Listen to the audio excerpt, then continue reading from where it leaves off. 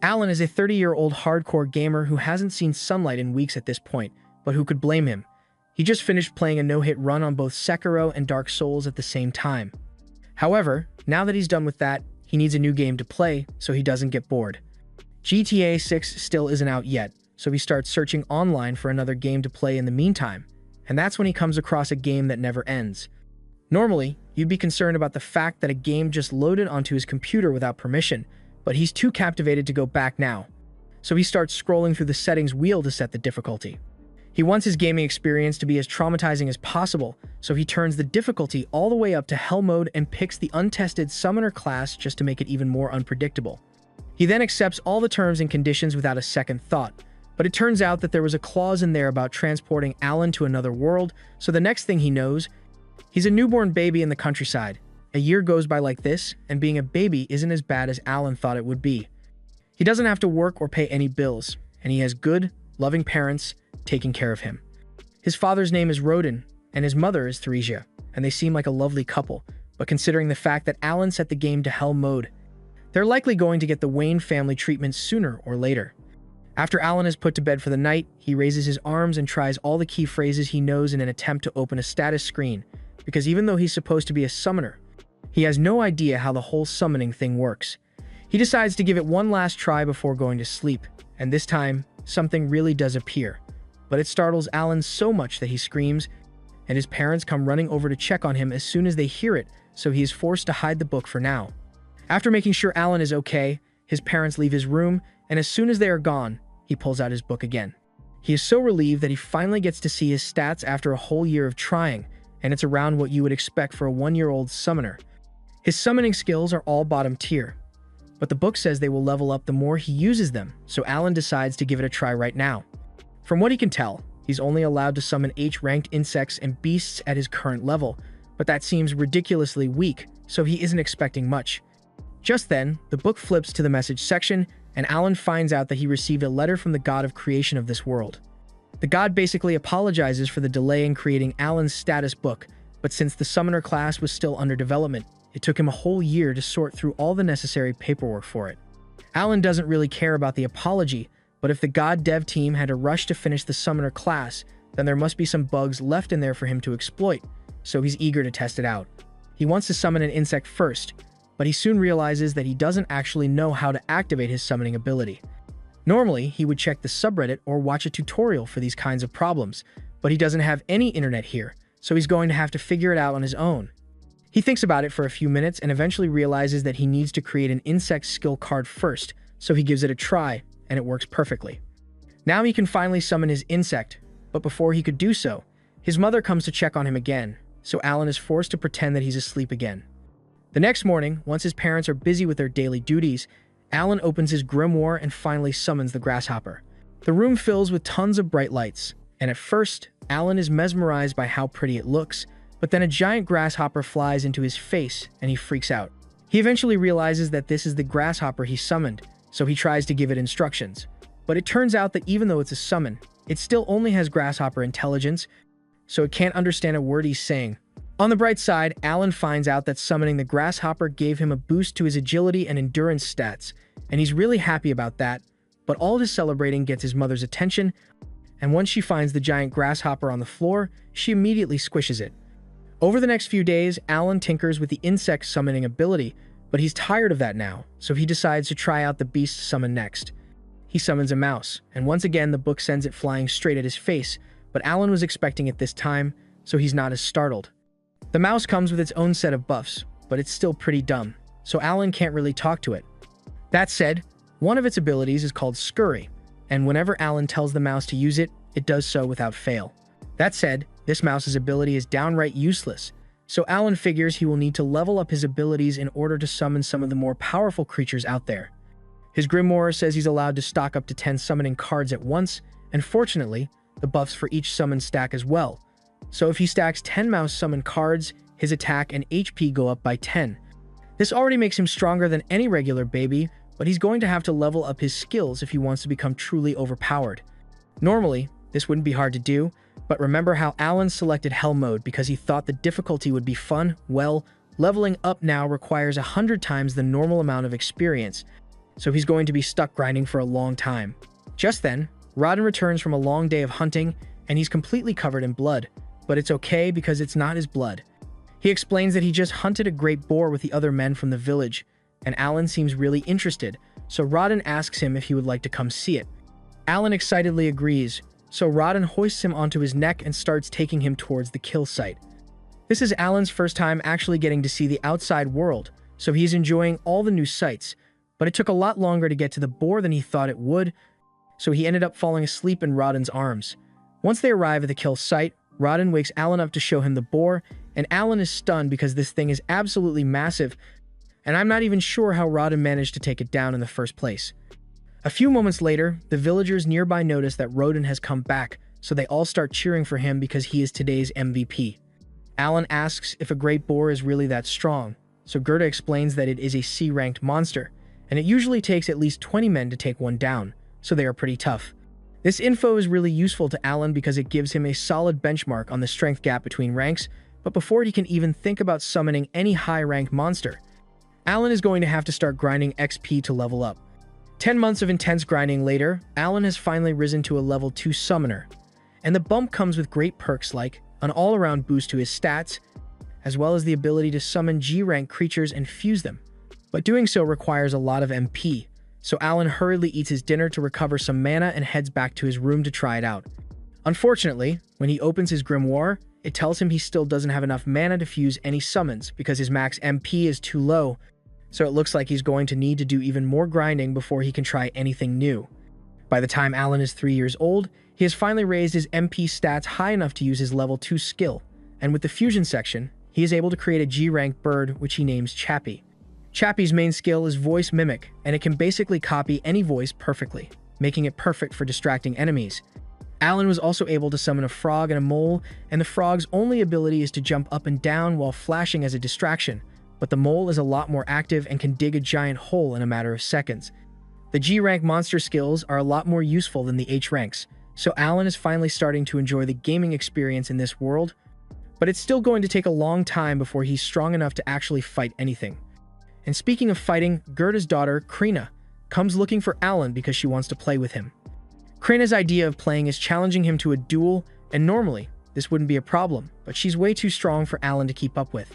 He even went all out with his summoned buffs just to give himself a fighting chance, but he's still no match for her. By the end of the day, Alan and Krina return home, and apparently, while Alan has been grinding his XP this past year, Rodden and Theresia were getting busy because she's pregnant again. Since his mother can't do much physical labor anymore, Alan volunteers to help with the harvest to make things easier for Rodin. He is sure he can do it because with all his buffs, he pretty much has the strength and stamina of an adult now. But Theresia and Rodden don't think it would be fair to make their son work, so they tell him he should just stick to doing basic house chores and playing with Krina. Rodden reminds him that he will eventually grow up and have to get a job, so he should enjoy his time as a kid while he doesn't need to work. Alan is a little upset about being turned down at first, but then he remembers that farm work is unbelievably grueling work, and no father would want to force their 3-year-old to do that kind of work, so he agrees to let it go. Rodden is glad to see that Alan understands, but as they continue with dinner, Theresia recalls seeing Alan in the backyard throwing rocks at a tree a little while ago, so she asks him what that was all about. Alan says he was just practicing for self-defense in case a monster attacks their home, but in reality, he was trying to see if he can learn skills aside from summoning by repeating an action over and over, but he didn't have much luck with that. Rodden is impressed by Alan's work ethic and says he can't wait for his appraisal ceremony. Alan has never heard of the appraisal ceremony before, so he asks Rodden what it is, and he is informed that when you turn 5, you are appraised to find out what talents you may have. And if Alan is lucky enough to receive a powerful talent, he might become very rich and successful in the future. Winter rolls around, and Alan decides to summon a grasshopper out in the snow to see how long it can survive, and it lasts a whole day out here, so he's pretty satisfied. However, that satisfaction quickly fades away when Krena comes outside and starts asking him to fight her again. Unsurprisingly, Alan ends up getting his ass handed to him. But while he was busy with his duel against Krena, he completely forgot about the grasshopper he summoned, and it ends up crawling onto Theresia's leg, scaring her so much that she ends up falling over. And falling over while pregnant is a big deal. Rodin runs over to check on her, and she says she's fine, but she clearly isn't because that fall just sent her into labor, so the baby's coming today whether they like it or not. Rodin tells Krenna to go call her mother for help, and once she arrives, she helps Theresia through the delivery process. So by morning, the family has a brand new baby boy. Everyone is overjoyed, but Alan doesn't know how he should feel about this. He still isn't sure why a game reincarnated him into this world. But even though it was unexpected, he didn't have much going for him back in Japan, so he's not upset with how things turned out. That's why he has decided to focus solely on leveling up and protecting his new family, because they matter the most to him. By springtime, since Alan's appraisal ceremony is coming up, he asks his dad for some details on what it's like. His dad tells him that all kids have to do it once they turn 5, and if he happens to have an amazing skill, he has a decent chance of making it to the big leagues. But unfortunately, there's a lot of competition this year since a lot of the other kids are also turning 5, and that includes Krenna. They all head to the commoner's city so they can undergo the appraisal, but as they approach the church, Alan notices that a lot of the other commoners look really well groomed. Compared to them, he's pretty much wearing rags, and now that he thinks about it, he's been wearing rags since the day he was born, so his family's finances must be way below average for this world, but that doesn't really bother him. They all gather in front of the church, and as the priests come out, they hear a lot of people making fun of the brokies in the crowd, so they tell everyone that they had better be careful of what they say. Blessings are distributed equally to all, so even the poorest farmer could inherit a powerful skill. The priests tell everyone to come inside for the appraisal, and as they are walking towards an altar, Alan notices 3 statues and assumes those must be the gods that are worshipped in this world. One of which is Elmea, the god of creation, and now that Alan thinks about it, Elmea was the one who sent him that apology letter for the class development delay. The first up for appraisal is Palomas, the son of the village chieftain, and he is instructed to place his hand on the crystal ball over there to display his stats. Palomas does as instructed, and on the stone wall, it is revealed that he possesses the merchant class, news that his father is really happy to hear. Alan was kind of expecting more to happen, but this is basically the same thing his grimoire does, with the only difference being the fact that it uses letter rankings instead of numbers. As the appraisal continues, some kids receive strong talents, while some don't receive any at all, and a few hours later, the only ones left are Krina and Alan. Krina is up next, so she excitedly runs up to the ball and puts her hand over it, but it suddenly starts glowing with an intense blinding light. Her father is worried that something might have gone wrong with the appraisal, but it turns out that the priests simply can't believe what they are seeing. According to the appraisal, Krina just received the Sword Lord class, one of the strongest in existence, and her dad is unbelievably happy about it, but she doesn't really understand what's so special about it. Alan isn't too surprised by the news since he's been getting his ass beat by her for years at this point, but next up is Alan's appraisal, so he is told to approach the altar. As he touches the ball, nothing happens for a few seconds, but all of a sudden, there's a large flash of light, and Alan is knocked back. Rodin rushes over to check on him, and after making sure Alan is alright, he walks over to the priest and asks what Alan's talent is since he doesn't know how to read. He's expecting something really good since the crystal reacted strongly, but to his shock, the priest informs him that Alan is completely talentless. Alan can't believe what he's hearing because he knows for a fact that he does have a talent, but when he checks the board, he realizes that all his stats are E rank across the board, and he blames Elmea for doing a shitty job coding the summoner class. Just then, Rodin hugs Alan from behind to comfort him since he doesn't want Alan to feel bad about being talentless. They head home together, and everyone treats him normally despite the revelation that he is classless, and Alan appreciates how much his family cares for him, but he knows he isn't really talentless. He can still use his grimoire just fine, so he assumes his E-rank stats must be because he is playing on Hell mode. All the other kids were the same age as him, and relatively equal in strength, so their rank must be a reflection of how much they will grow in the future as they level up. So since Alan requires 100 times the regular amount of XP to level up, his stats are all stuck at E rank, even if his actual attributes are pretty strong. Most people would get frustrated by this kind of setback, but Alan isn't some filthy casual who enjoys playing games for actual fun. He lives for the soul-crushing grind, but he can't help but worry that there's something wrong with his summoner class because at the bottom of his appraisal, he saw a confusing error code pop up, so he's going to be sending a lot of complaints to the devs about it. The next morning, Alan goes out with his family to visit Krena's family, but he notices that his dad has been acting a bit strange lately. Over at Krena's house, they're all about to celebrate Krena's appraisal as a Sword Lord, but Rodin still has a sour look on his face, and Jurda says he refuses to celebrate with him until he goes back to normal. At first, Alan wonders if Rodin is jealous of Krina and her family, but he knows his dad isn't that petty, so there must be something else going on here. The two of them continue arguing for a second until Gerda reveals that Rodin mentioned severing ties between their families before they sat down together. Rodin defends his decision by reminding Gerda that Krenna is a sword lord now, and that means she practically has a guaranteed ticket out of this tiny serfdom, and if she's lucky, she might even become nobility if she's lucky. And if that happens, then being close to a poor family like Rodin's would only hold her back. Gerda yells that he doesn't care about any of that stuff, but Rodin keeps insisting that he's doing this for Gerda's own good, and the two resume their fight, but eventually, their wives pull them apart and get them to calm down. Alan is a bit surprised by how calm everyone was about this whole thing, so he asks Gerda's wife if it's normal for them to argue like this. She explains that this kind of thing used to happen all the time, but they always made up afterwards. All four of them are actually childhood friends who grew up in the same village, and around 10 years ago, when talks of making a new settlement started, they all decided to join the effort and work together to build their houses. Gerda and Rodin bonded a lot over that back then. Recalling the good times makes them realize how silly their fight was. A little while later, news arrives that the Knight's Order has shown an interest in Krenna, and they are coming to see her. Alan assumes the news of Krenna becoming a sword lord must be spreading really quickly. But while it's good that she has earned some recognition from the Knight's Order, Gerda is still a little concerned because she is too young to become a knight yet. Just then, one of the kids who got a good talent at the appraisal ceremony confronts Alan and tells him that as a talentless loser, he has no place here. Alan doesn't really care about being insulted, since he's still got his summoner power, but Krenna won't stand for anyone picking on her best friend, so she tells the kid to back off and nearly chops off his finger before Gerda pulls her back.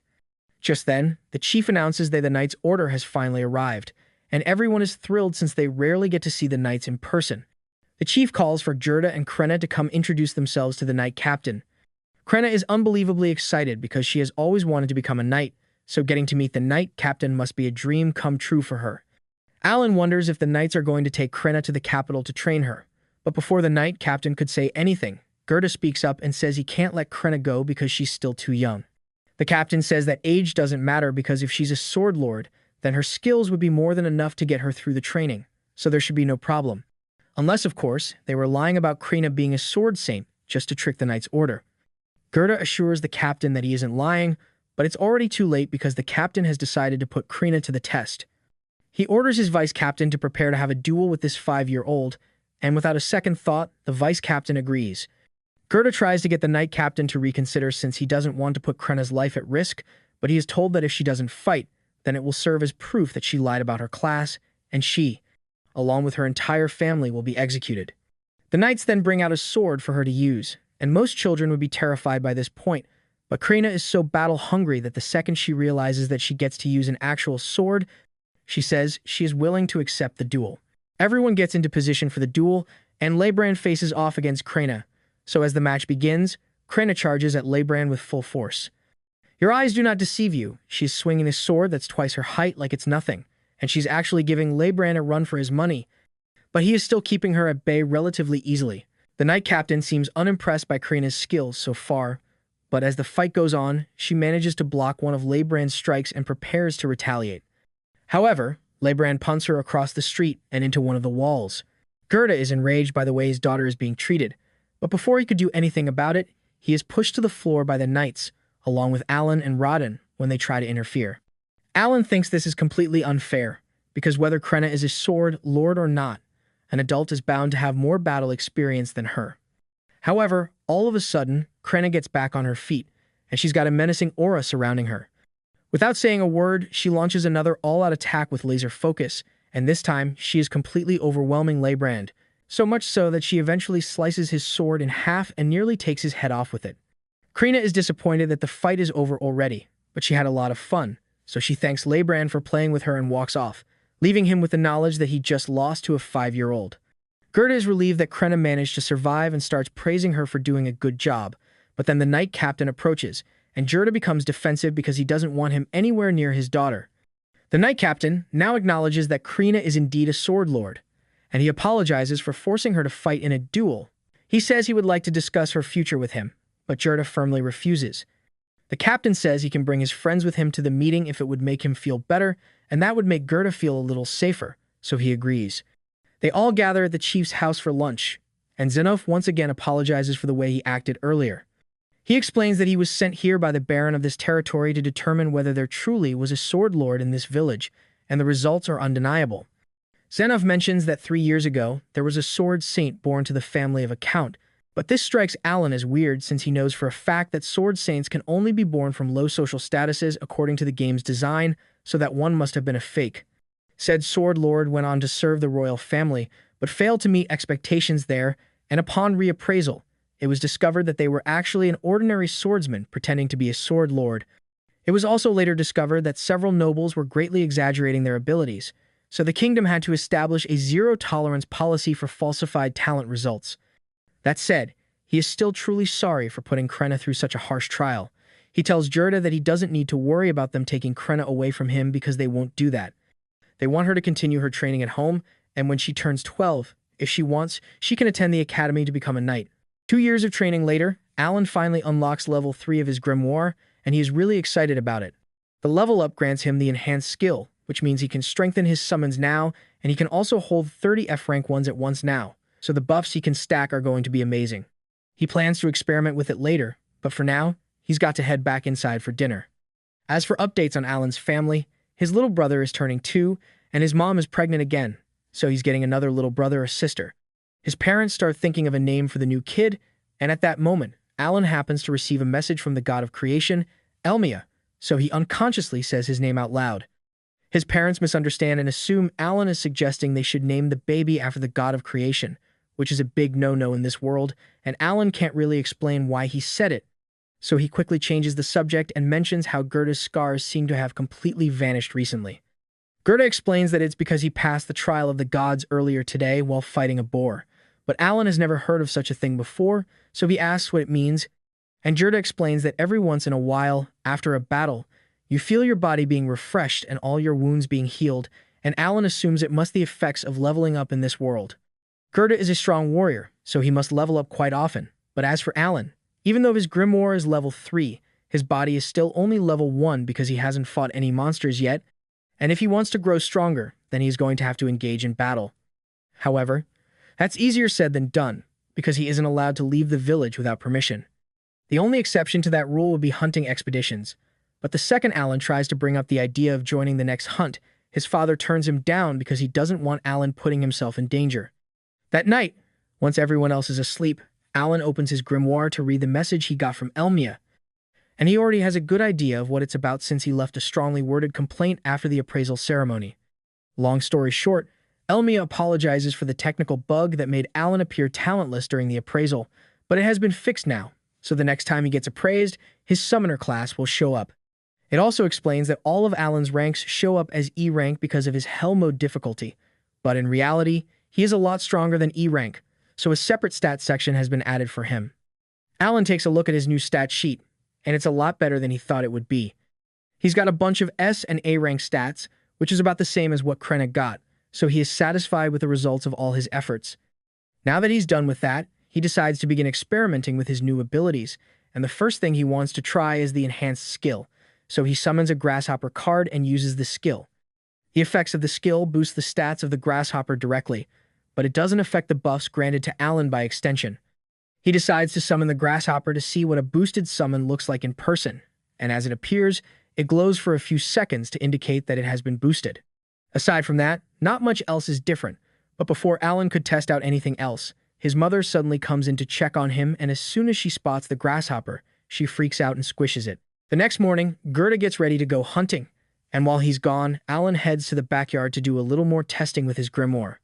He has attempted a bunch of different combinations in an attempt to unlock a new summon, but so far, nothing seems to be working, and he's done with his last pair of viable cards.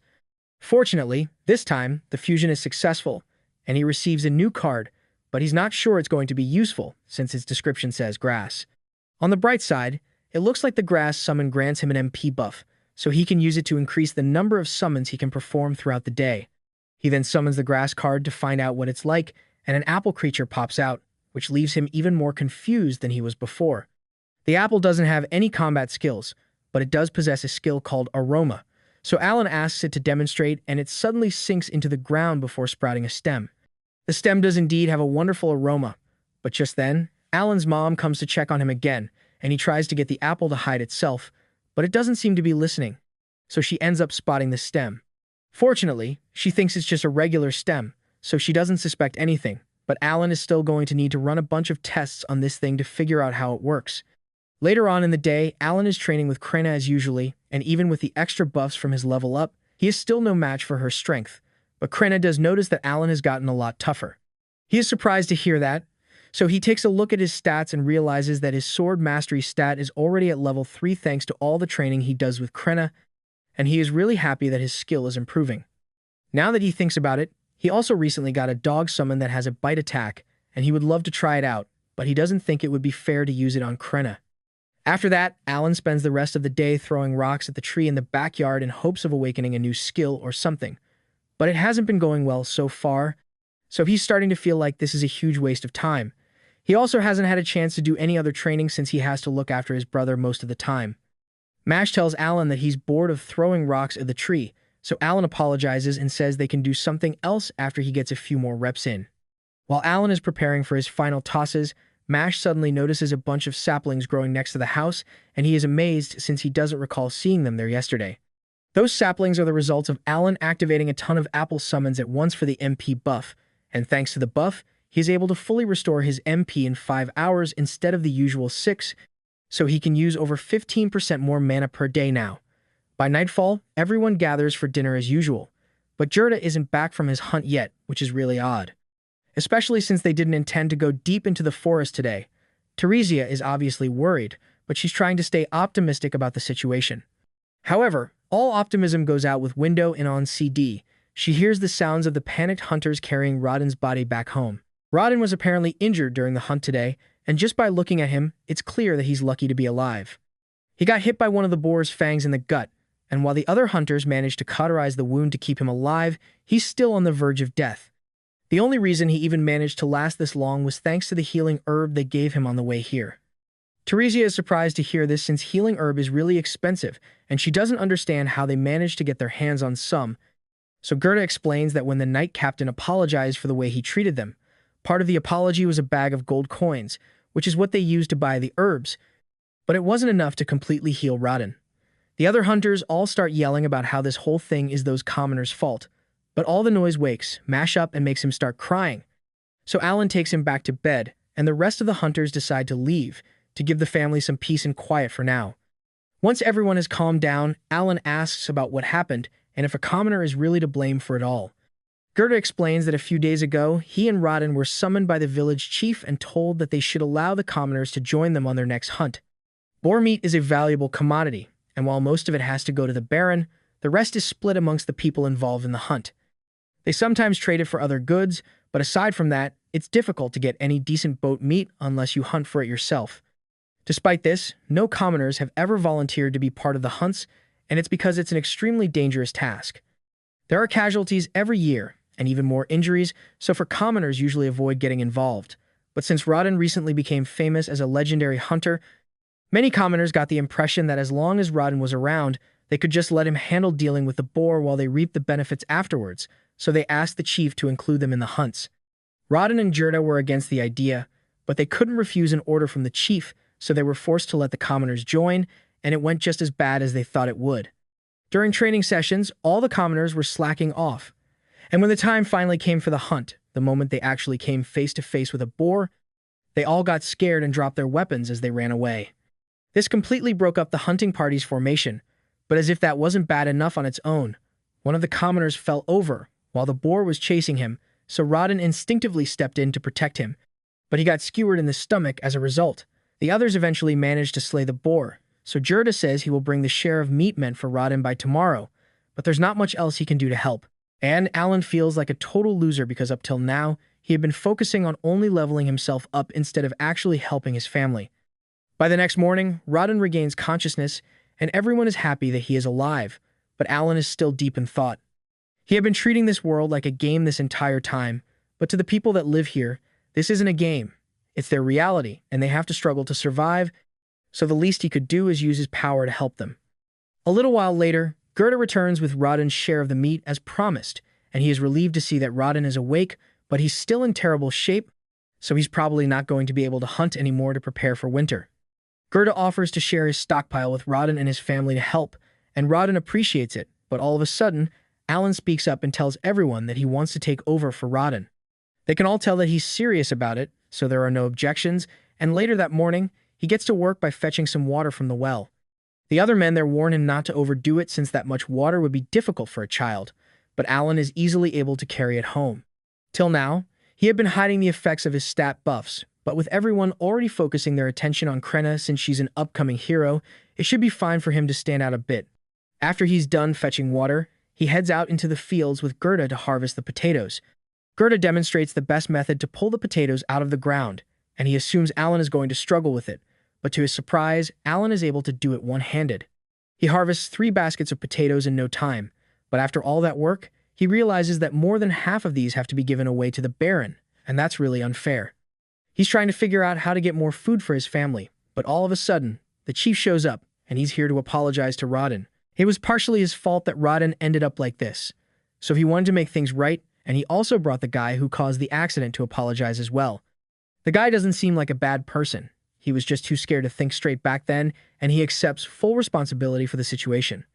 Rodden isn't really mad at him, but he tells the guy to be more careful next time, and he promises not to make the same mistake twice.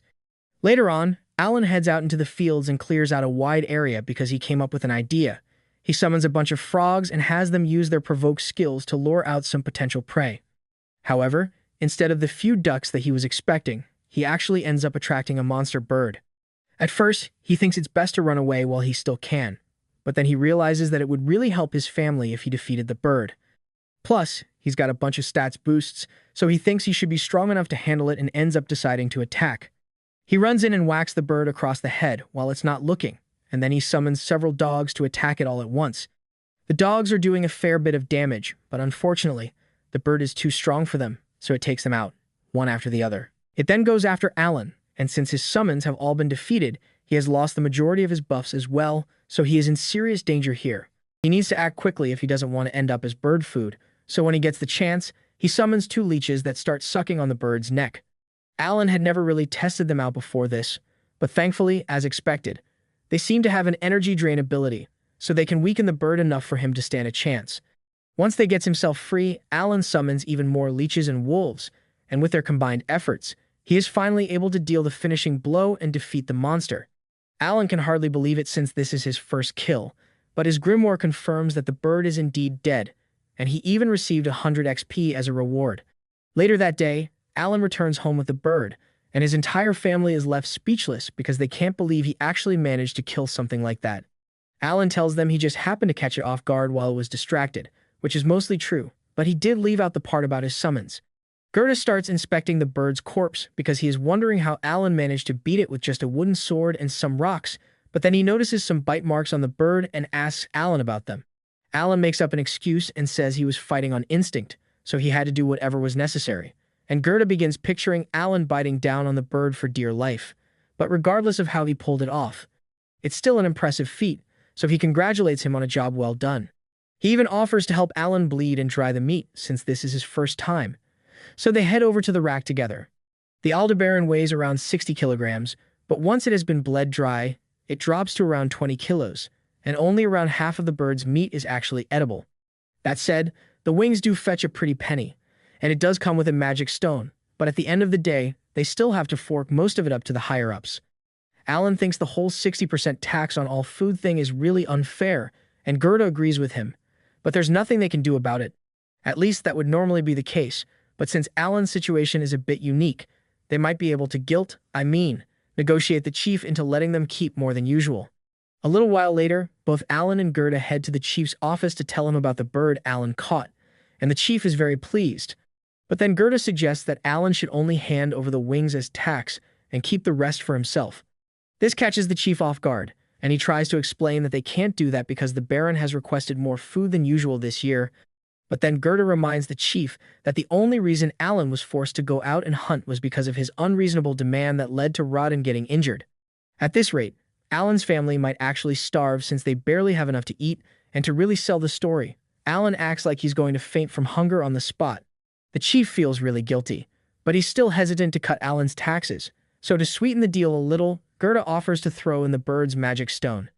The chief eventually agrees to the deal, and Alan and Gerda are really happy to hear that. But they aren't done yet, because Alan asks if this means he can keep all the meat aside from the wings with any future birds he catches. The chief is once again hesitant to agree, but Gerda reminds him that it's pretty rare for a kid to catch an Aldebaran all on his own, so what are the odds of it happening again? The chief eventually agrees to let Alan keep most of the meat of any of his future catches under the assumption that he won't be able to catch another bird anytime soon, but he was wrong. Later on, Alan heads back out into the fields, and this time, he manages to lure in 2 Aldebarans at once.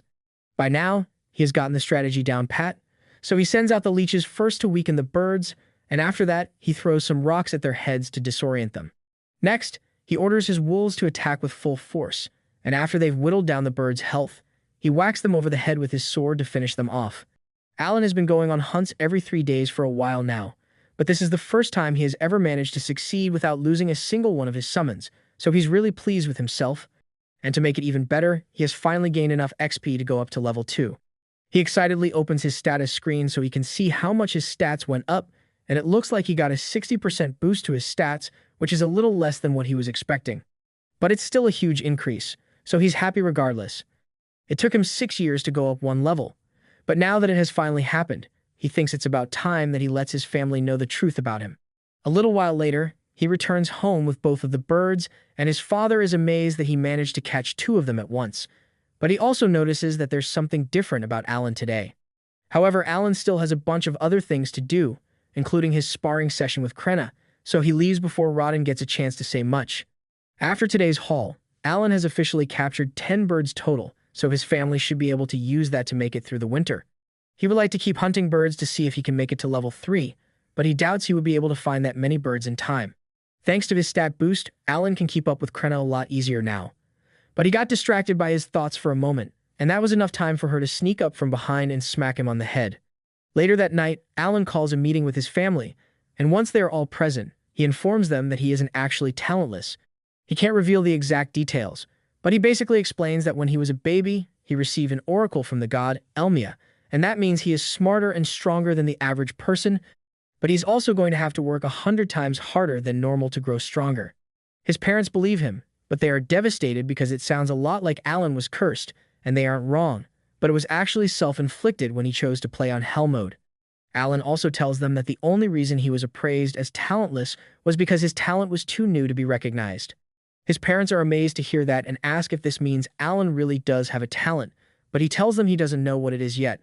He thought about revealing the fact that he's a summoner at first, but he eventually decided not to, because he doesn't know how people will react once they find out that he can summon and control living creatures. Even though they don't know what Alan's talent is, they are relieved to find out that he is talented, because now it makes sense why he spent so much time throwing rocks at trees and hunting monsters, but they wish he would have told them sooner. Rodin asks Alan what he plans to do from now on, and Alan says he's going to continue doing his best to grow stronger, so his dad reminds him that he should feel free to ask for help if he needs it. But in the meantime, he probably shouldn't mention this to anyone else, because it would be really bad if he were mistaken for a false prophet. Though, it's probably fine to talk to Gerda about it since he isn't a snitch, and Rodin really wants to brag to him about how amazing Alan is. The next day, the first winter snow hits, so it's time for Alan to start bartering with the bird meat he stocked up on, and Gerda is coming along to show him the ropes. Gerda plans to trade in some of the boar meat he stocked up on before the winter. Fortunately, there haven't been any more accidents since. As long as there are no commoners to mess things up, the hunts usually go pretty smoothly, but hearing that gets Alan thinking, and he wonders what the difference is between serfs like him and Gerda and the commoners. Gerda explains that commoners have a higher social standing than serfs, and the taxes they pay are also a bit different. Whereas serfs have to pay 60% of all the food they make as taxes, commoners only have to pay a head tax, meaning they pay 1 gold coin per person each year. Alan asks if it's possible for a serf to become a commoner, and Gerda explains that it is indeed possible, but you'd need to pay a tribute of 10 gold coins in order to do so. Alan does some quick math, and since his mom has another baby on the way, he would need to pay 50 gold coins for all of them to become commoners, which is a lot of money. But he's going to make it happen sooner or later.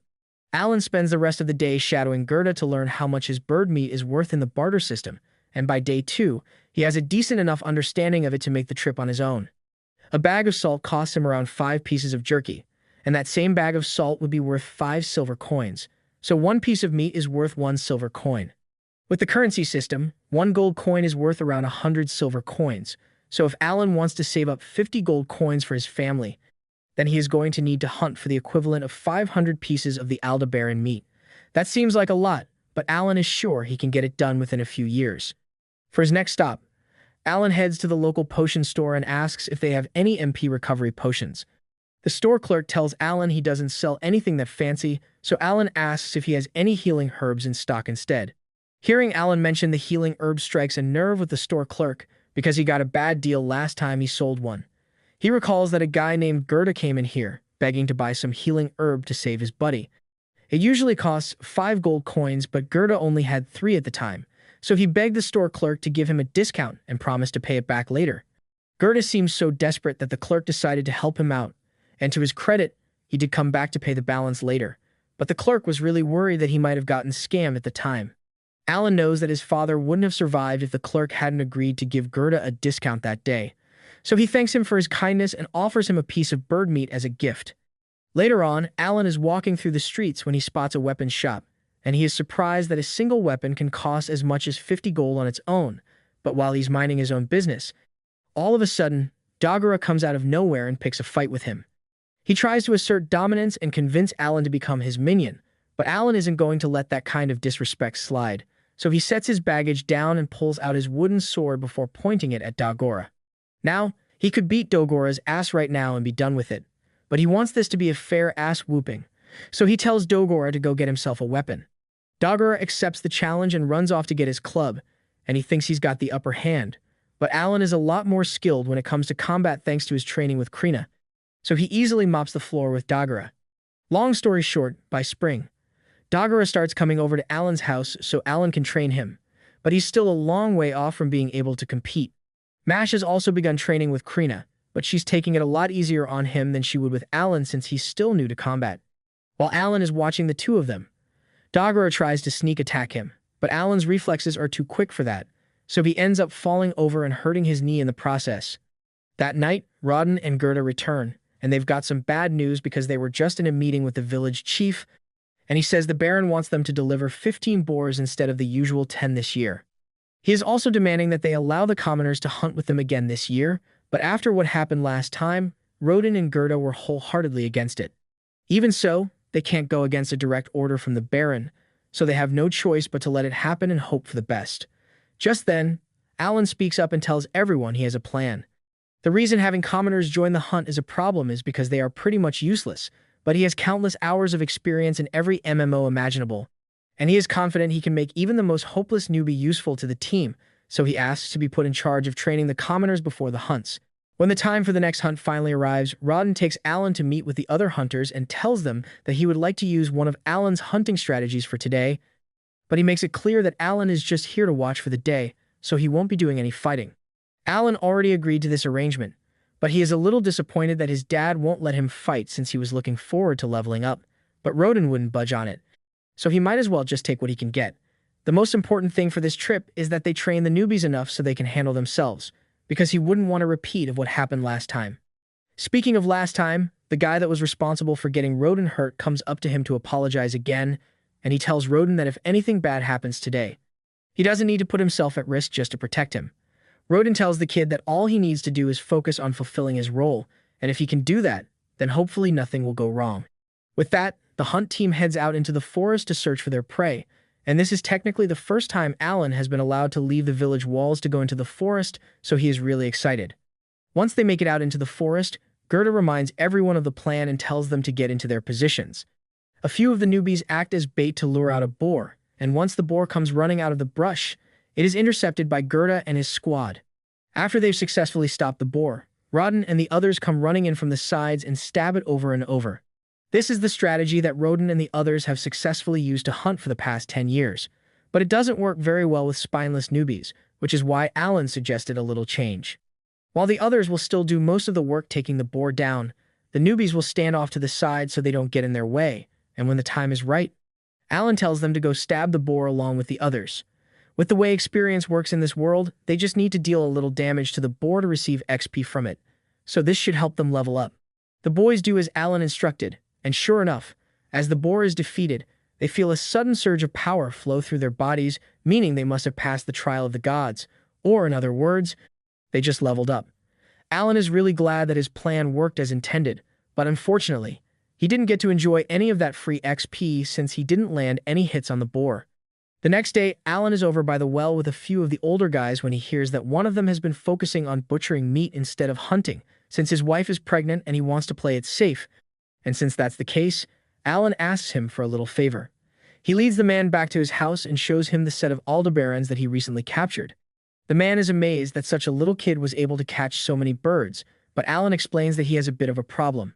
He can't handle butchering all these birds on his own, so he was hoping the man would help him out a little, and in exchange, Alan is willing to give him 2 packs of meat per bird butchered. The man is more than willing to help since it's a really good deal for him, but he asks Alan if he's really okay with giving out so much meat as payment. Alan assures him that it's fine, and the reason he's okay with it is because these birds aren't part of his family's food reserves. Alan caught these birds specifically so he could sell them to earn the 50 gold coins he needs to raise his family's status. Later that day, Alan is back out in the forest with the hunting group, and they've got a few extra newbies with them today. The plan is to gradually expand the group until they have enough people to make 2 groups to hunt twice the amount of boar like the Baron wanted. But Alan is still a little curious about why the Baron is so interested in increasing the amount of boar captured since it's not like there's a food shortage or anything. Just then, a boar comes charging out of the forest, so all the hunters prepare themselves, and just like last time, after the boar has been brought under control, the newbies are called over to join in for the finishing blow. Just like last time, the newbies all level up from the free experience they gained, but thanks to some quick thinking from Alan, he also managed to reap the benefits of the kill. All he had to do was send out one of his grasshoppers and let it be squished by the boar to technically make himself a participant of the battle, and it worked out just as he hoped it would since he managed to make it to level 3, but he does feel a little guilty for sacrificing one of his summons like that. 3 months later, Alan and the others are invited to go to the chief's mansion to celebrate the start of a new year, and now that the party is over, he and Krina are walking back home. Krina is really happy since they got a lot of free candy, but Alan assumes that was just a reward for meeting the 15 boar quota. They eventually return home and meet up with their families, as they are about to throw a New Year's celebration of their own, and as they all dig in, Rodin begins praising Alan for his genius idea to safely integrate the newbies into the hunting parties, and thanks to that, they should have no trouble meeting the 20 boar quota next year. As they continue to talk, Gerda happens to notice a bottle behind Alan, so he asks what it is, and Alan explains that he received a bottle of liquor from the chief as a gift earlier. Gerda and Rodin are really excited to hear this because they've been looking forward to getting to drink, but Alan reminds them that the liquor was personally given to him, so they can't have it unless he says so. This is all part of his plan to get them to let him fight during the hunts, so he says he will only let them have it if they can beat him in a game. Rodin and Gerda are really desperate for that liquor, so they agree to Alan's terms and ask what game he wants to play, to which Alan answers that he wants to arm wrestle. Gerda and Rodin are fine with that, but before the game begins, Alan asks them what they are going to give him if he wins because he needs some kind of reward for his effort. Rodin can tell that Alan already has something in mind, so he asks him to just tell them what it is, and that's when Alan explains that he just wants them to let him fight in future hunts. Rodin doesn't like the idea, but he sees no harm in playing along since he's sure he's going to win anyway, so he and Gerda get ready to arm wrestle with Alan. First up is Gerda, and he seems pretty confident that he won't lose a contest of strength against a 7-year-old, but unfortunately for him, Alan has stocked up on every strength buff available with his summons, so as the match begins, Alan matches Gerda's strength and eventually manages to overpower him. Gerda can't believe he lost, but Rodin kind of expected as much considering all the amazing things Alan has been doing lately, but he is still confident that Alan won't be able to beat him like he did with Gerda, so after a short break, Rodin locks arms with Alan. Just like with Gerda, Alan matches Rodin's strength at first, but this time, Alan actually ends up getting overpowered and losing. He assumes Gerda must have strength somewhere around D rank, which means Rodin's must be around C rank, so it makes sense he couldn't win. As promised, he hands over the liquor, but he swears he will get strong enough to beat Rodin someday. Later that year, Alan finally manages to level up his summoning skills again, and now he's got access to a bunch of E-rank summons. He's still going to need to do some experimenting to figure out what kind of summons he's got now, but he has more than enough MP to spare for a few tests. The level of buffs provided by E-rank summons is bound to be stronger than that of the F-rank ones, so Alan is certain he would be able to beat Rodin in arm wrestling now. But before he could run off to go challenge his dad, he notices an extra feature in his grimoire, and it says, Storage. Alan taps the icon and his grimoire opens to a page with a black square on it, so he assumes this must be the storage skill in question. He decides to test it out by throwing a rock inside to see how deep it is, but after the rock goes in, he doesn't hear it hit the bottom. He reaches his hand in to see if he can feel the inside of the storage space, and as he does so, he gets a mental image of the rock he threw in earlier. He decides to try throwing even more things inside, and basically, as long as it can fit through the opening in the book, there is no limit to how much the space can store. But this seems a little too broken to be a random skill he unlocked, so he has a lot of questions. After all, something like infinite storage is a top-tier skill, so he really doubts the devs would go handing it out without a reason. Most of the time, whenever you receive a useful-looking item or skill, it is usually because you're going to need to use it in the near future. So Alan needs to figure out what the intended use is supposed to be. That aside, he also wants to try out his new E-rank summons, so he tries calling one out, but nothing happens. Alan is surprised that it didn't work since he's sure he has enough MP for the summon, but that's when the system informs him that he will need E-rank magic stones in order to summon an E-rank monster. He had no idea he would need magic stones for this, but as luck would have it, he just so happens to have a stash of magic stones he got from killing a few rabbit monsters around the village, so after retrieving them, he heads outside and tries to summon the E-rank insect again, but it still doesn't work.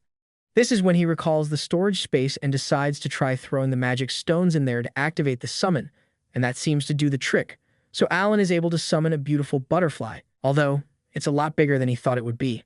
Just then, Alan's mother comes over to check on him, and considering how squeamish she gets around bugs, Alan doesn't want to risk finding out what will happen if she spots a giant butterfly, so he hides behind his back while making up an excuse to keep her from getting suspicious.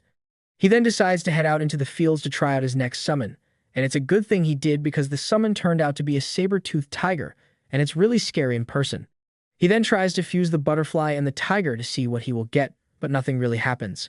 He then tries throwing a few more magic stones into storage, and that seemed to do the trick, but he's going to need a lot more magic stones if he wants to try more summons. Later that night, while having dinner, he asks his dad if there are any more rabbit monsters in the village, but Rodden tells him all the rabbits are gone. They dug a ditch around the village a few years back to get rid of most of them since they are pretty dangerous to have around kids, but if all the rabbits are really gone, then Alan is going to need to find another way to gather magic stones. The next day, during training, he decides to ask Palomas about magic stones, and he is informed that they are mostly used to power magic items, but the E-rank ones are seen as practically useless, so it's pretty common to just find them scattered across the ground. Alan hadn't even considered the possibility that he could find the magic stones on the ground, but now that he does know, he's got a lot of scavenging to do. A little while later, Alan has managed to gather enough magic stones to unlock all his new summons, and he can already imagine how powerful he will become if he keeps progressing. Because his summon ability allows him to fill out all the roles of an average party all on his own, so with countless beasts at his disposal, he will be unstoppable. A little while later, the chief invites Rodden, Gerda, and Alan to dinner and informs them that the Baron apparently intends to pay the village a visit next month. He says he wants to watch the boar hunting, which annoys Gerda a lot because the Baron has already put them through enough stress with his boar quota increases. Rodden says he has no problem with the Baron watching the hunts, but he doesn't understand why Alan was called to deliver such news, and that's when the chief reveals that he was actually hoping Alan would act as the tour guide for the Baron while he's in town. Alan personally doesn't like the idea of having to entertain the Baron, but at the rate he's going, it will take him close to 10 years to hunt enough birds to grant his family commoner status, and that's way too long. However, if he manages to impress the Baron enough, he might be able to earn a promotion from him, so he decides to do it. A month later, Baron Granville arrives in the village along with his daughter, Cecil, and Knight Captain Xenoph, and they are brought back to the chief's house for lunch. First of all, Granville apologizes for making such an unreasonable request with the boar meat last year, but he simply couldn't refuse a direct order from the king. The chief is shocked to hear that the boar quota increase came from the king himself, but Granville clarifies that the real culprit behind it was Viscount Carnal, because he intentionally called attention to the boar meat in front of the king to goad him into making the order. A little while later, the food is served, and both Granville and Cecil are amazed by how delicious the meat is, so Granville asks the chief what the dish is called, but the chief has no idea how to respond, so Alan cuts in and explains that the meat is from a bird he hunted and prepared yesterday, specifically, so the Baron would have the freshest ingredients for his meal. Granville is impressed by how well-mannered Alan is, so he asks if he is the chief's son, but Xenoph remembers meeting him last time he was in the village and recognizes him as the son of Rodden, the renowned boar slayer. The The Baron is impressed by Alan's manners and asks if he happens to come from a family of former knights, but the chief explains that Alan and his family are just serfs. As soon as Cecil hears this, she becomes outraged that the chief would let a filthy serf set foot in the guest hall, but her father scolds her and tells her serfs are valued members of the fiefdom, so she can't go around treating them like trash. Cecil apologizes for what she said, but now she's mad at Alan for some reason, and he can already tell that she's going to be a pain in his ass later. Fortunately, unlike his daughter, the Baron seems like a reasonable person, so when Alan explains that he is going to be in charge of showing them around during tomorrow's hunt, he thanks him for volunteering and says he looks forward to it. Zenov mentions that if the 20 boar quota proves too difficult for them to manage, he can have his knight take over the hunts, and Granvelle thinks that's a good idea since he doesn't want to overburden them. But Alan interjects and tells them that won't be necessary, because they are more than capable of meeting the quota on their own. The following morning, the Baron's carriage has been prepared, and he is entrusting Zenov with protecting Cecil should anything go wrong during the expedition. Before long, they set out into the forest, and upon arrival, Alan shows them to a tower prepared in advance so they can watch the boar hunt from a safe distance. Alan leads them all into the tower's perch, and Cecil really seems to be enjoying the view because she has never seen so many trees before. A few moments later, Rodden and the rest of the warriors arrive, and Granvelle is impressed to see that they've acquired armor. Alan explains that they put the boar hide from the previous year's hunts to good use, creating all sorts of tools and equipment to make the boar hunts go smoother. As the hunt begins, Granvelle notices a few warriors who aren't wearing any armor run into the forest alone, so Alan explains that those guys are in charge of luring the boars out of the forest and into the hunting grounds. Though they will probably have to be patient if they want to see any action since luring the boars out takes quite a while. While they wait, Zenov asks Alan how Krina has been doing lately, and Alan tells him she has been doing great. Zenov is glad to hear that and informs Alan that he will be dispatching a tutor to prepare her for the academy entrance exams in spring. And Alan can't help but chuckle, because he thinks it will be funny to see Krina study for a change. A few moments later, the luring team returns with a boar hut on their trail, and everyone gets into position. Using a couple boar hide shields they made, they box the boar in, and Alan explains that the shields are made from the hardest part of the boar's hide to make it penetration-proof. After locking the boar in place, the strike team moves in and begins stabbing it from the side while the long spear team, comprised of the most inexperienced members of the group, also join in to aid the attack. But Cecil wasn't prepared for how gory a boar hunt really is, so she's starting to feel sick at the sight of all the blood. Rodin then finishes the boar off with a blow to the neck, and it's so gruesome that it causes Cecil to pass out on the spot. Everyone begins to celebrate once the boar is dead, and both Granvelle and Zenov are greatly important to the fighting prowess of these warriors. However, a moment later, another loud roar is heard from the forest as two boars come charging at the group, and Zenov thinks this is really bad, so he orders his knights to be ready to jump in if necessary. But Alan tells him that the knights' assistance won't be needed here because the hunting squad is perfectly capable of handling two boars at once. Rodin orders the team to split into two groups to handle the boars separately, and Alan thinks to himself that a few years ago, it would have been impossible for them to handle a situation like this.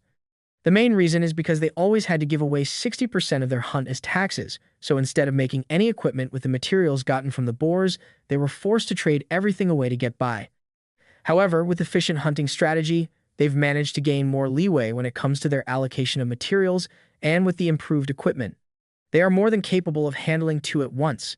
Within a few minutes, the remaining boars are dealt with, and Cecil regains consciousness just in time to see the blood geyser from one of the boars, which promptly knocks her out again. Granvelle is impressed that they managed to take down 3 boars in just one day because that means they only have to hunt 17 more to fill the quota. But Alan corrects him and explains that they only actually need 10 more, because before Granvelle decided to pay them a visit, they had already captured 7 other boars. The Baron is glad to hear that because it means the quota won't be as much of a burden on the village as he had thought, and while the Baron is in a good mood, Alan tells him he has a few requests to make. He says he would like permission to create a few more shields out of the boar hide to help with future hunts, and the Baron has no objections to that. But Alan's second request is to ask for permission to trade for liquor outside the village. Once again, the Baron isn't necessarily opposed to the idea, but he wonders why Alan is asking for liquor specifically. Alan explains that since filling the quota has required them to hunt for more meat than they otherwise would, there have been concerns that the influx of extra meat would cause a crash in the overall value of the meat locally, which is why he wants permission to trade a good portion of it for alcohol to boost morale. Granvelle sees no reason to object, so he agrees to the requests and tells Alan that he has done a wonderful job as a guide today. As they are preparing to leave for the day, Cecil, who had been quiet for most of the hunt, yells at Alan and tells him not to get full of himself just because her father praised him a little. But as she says this, she nearly falls off her horse, which completely ruins the intimidating act she was trying to put on. A little while later, Alan, Rodden, and Gerda are all called over to Granville's mansion, and Granville tells them that he was so impressed with their performance the other day that he wants to give them a reward. Alan is excited because he can already tell what's coming, and a few moments later, Granville declares that Rodden and Gerda, along with all their families, will be granted commoner status. Rodden and Gerda can't believe it since they never expected something like this to happen, and Alan is overjoyed because now he gets to keep all that money he was saving. And he's allowed to leave the village without permission now, so the first thing he plans to do is head to the White Dragon Mountains when he gets the chance. Granville also adds that anyone who has participated in the hunts over the past 10 years will receive the same promotion, so he asks Rodden and Gerda to provide a list of everyone who qualifies. After everything Granville has seen, he knows there should be no problems with fulfilling the quota requirements, so he says he can return to the capital and rest easy. However, his butler reminds him that there's actually one more thing he needs to do. It nearly skipped Granville's mind, but the king apparently wants to use Krena village as an example to the other villages in the kingdom since they have been doing so well lately. So he asks Rodden to tell him the backstory of how the hunts began. Rodden looks a bit uncomfortable after hearing this, so Gerda explains to Granville that the village's backstory is a bit of a sensitive subject for Rodden, so he offers to recount the details in Rodden's place. Gerda explains that around 13 years ago, 100 serfs moved onto the land as part of the king's reclamation decree, and they worked hard for 3 months to make the place livable, but just when things were finally starting to go their way, they were attacked by a giant boar, which destroyed all the food they had stored up for winter. There was no way they would survive till the next year if they didn't do something, so Rodden suggested that they should try hunting the boar for meat, and everyone agreed with him. They didn't have any weapons or equipment at the time. They attacked the boar with nothing but shovels and hoes, and miraculously, they were eventually able to defeat it. Granville is impressed by the story, but he doesn't understand why Rodden is so sensitive about it since it sounds like his initiative is what led to the boar hunts that made the village prosper. However, Gerda informs him that during that hunt, one of Rodden's close friends ended up dying, and Rodden has blamed himself for it ever since. Granville understands how Rodden must feel, and to make up for bringing up such a painful memory, he tells Rodden he is allowed to make any request he wants. Alan thinks this is great and tells Rodden he can ask for some high-quality liquor, but instead, Rodden asks the Baron to allow Alan to work on his estate, even if only as a simple hallboy.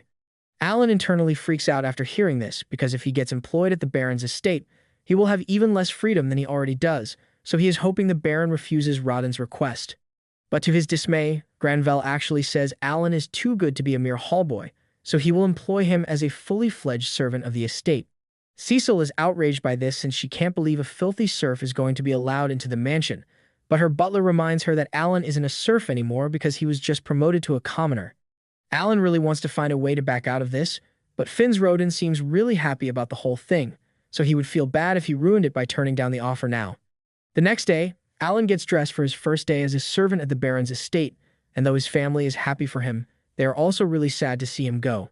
Krena is especially upset about not getting to see Alan again, so Alan suggests they should spar one more time before he leaves, and that seems to cheer her up.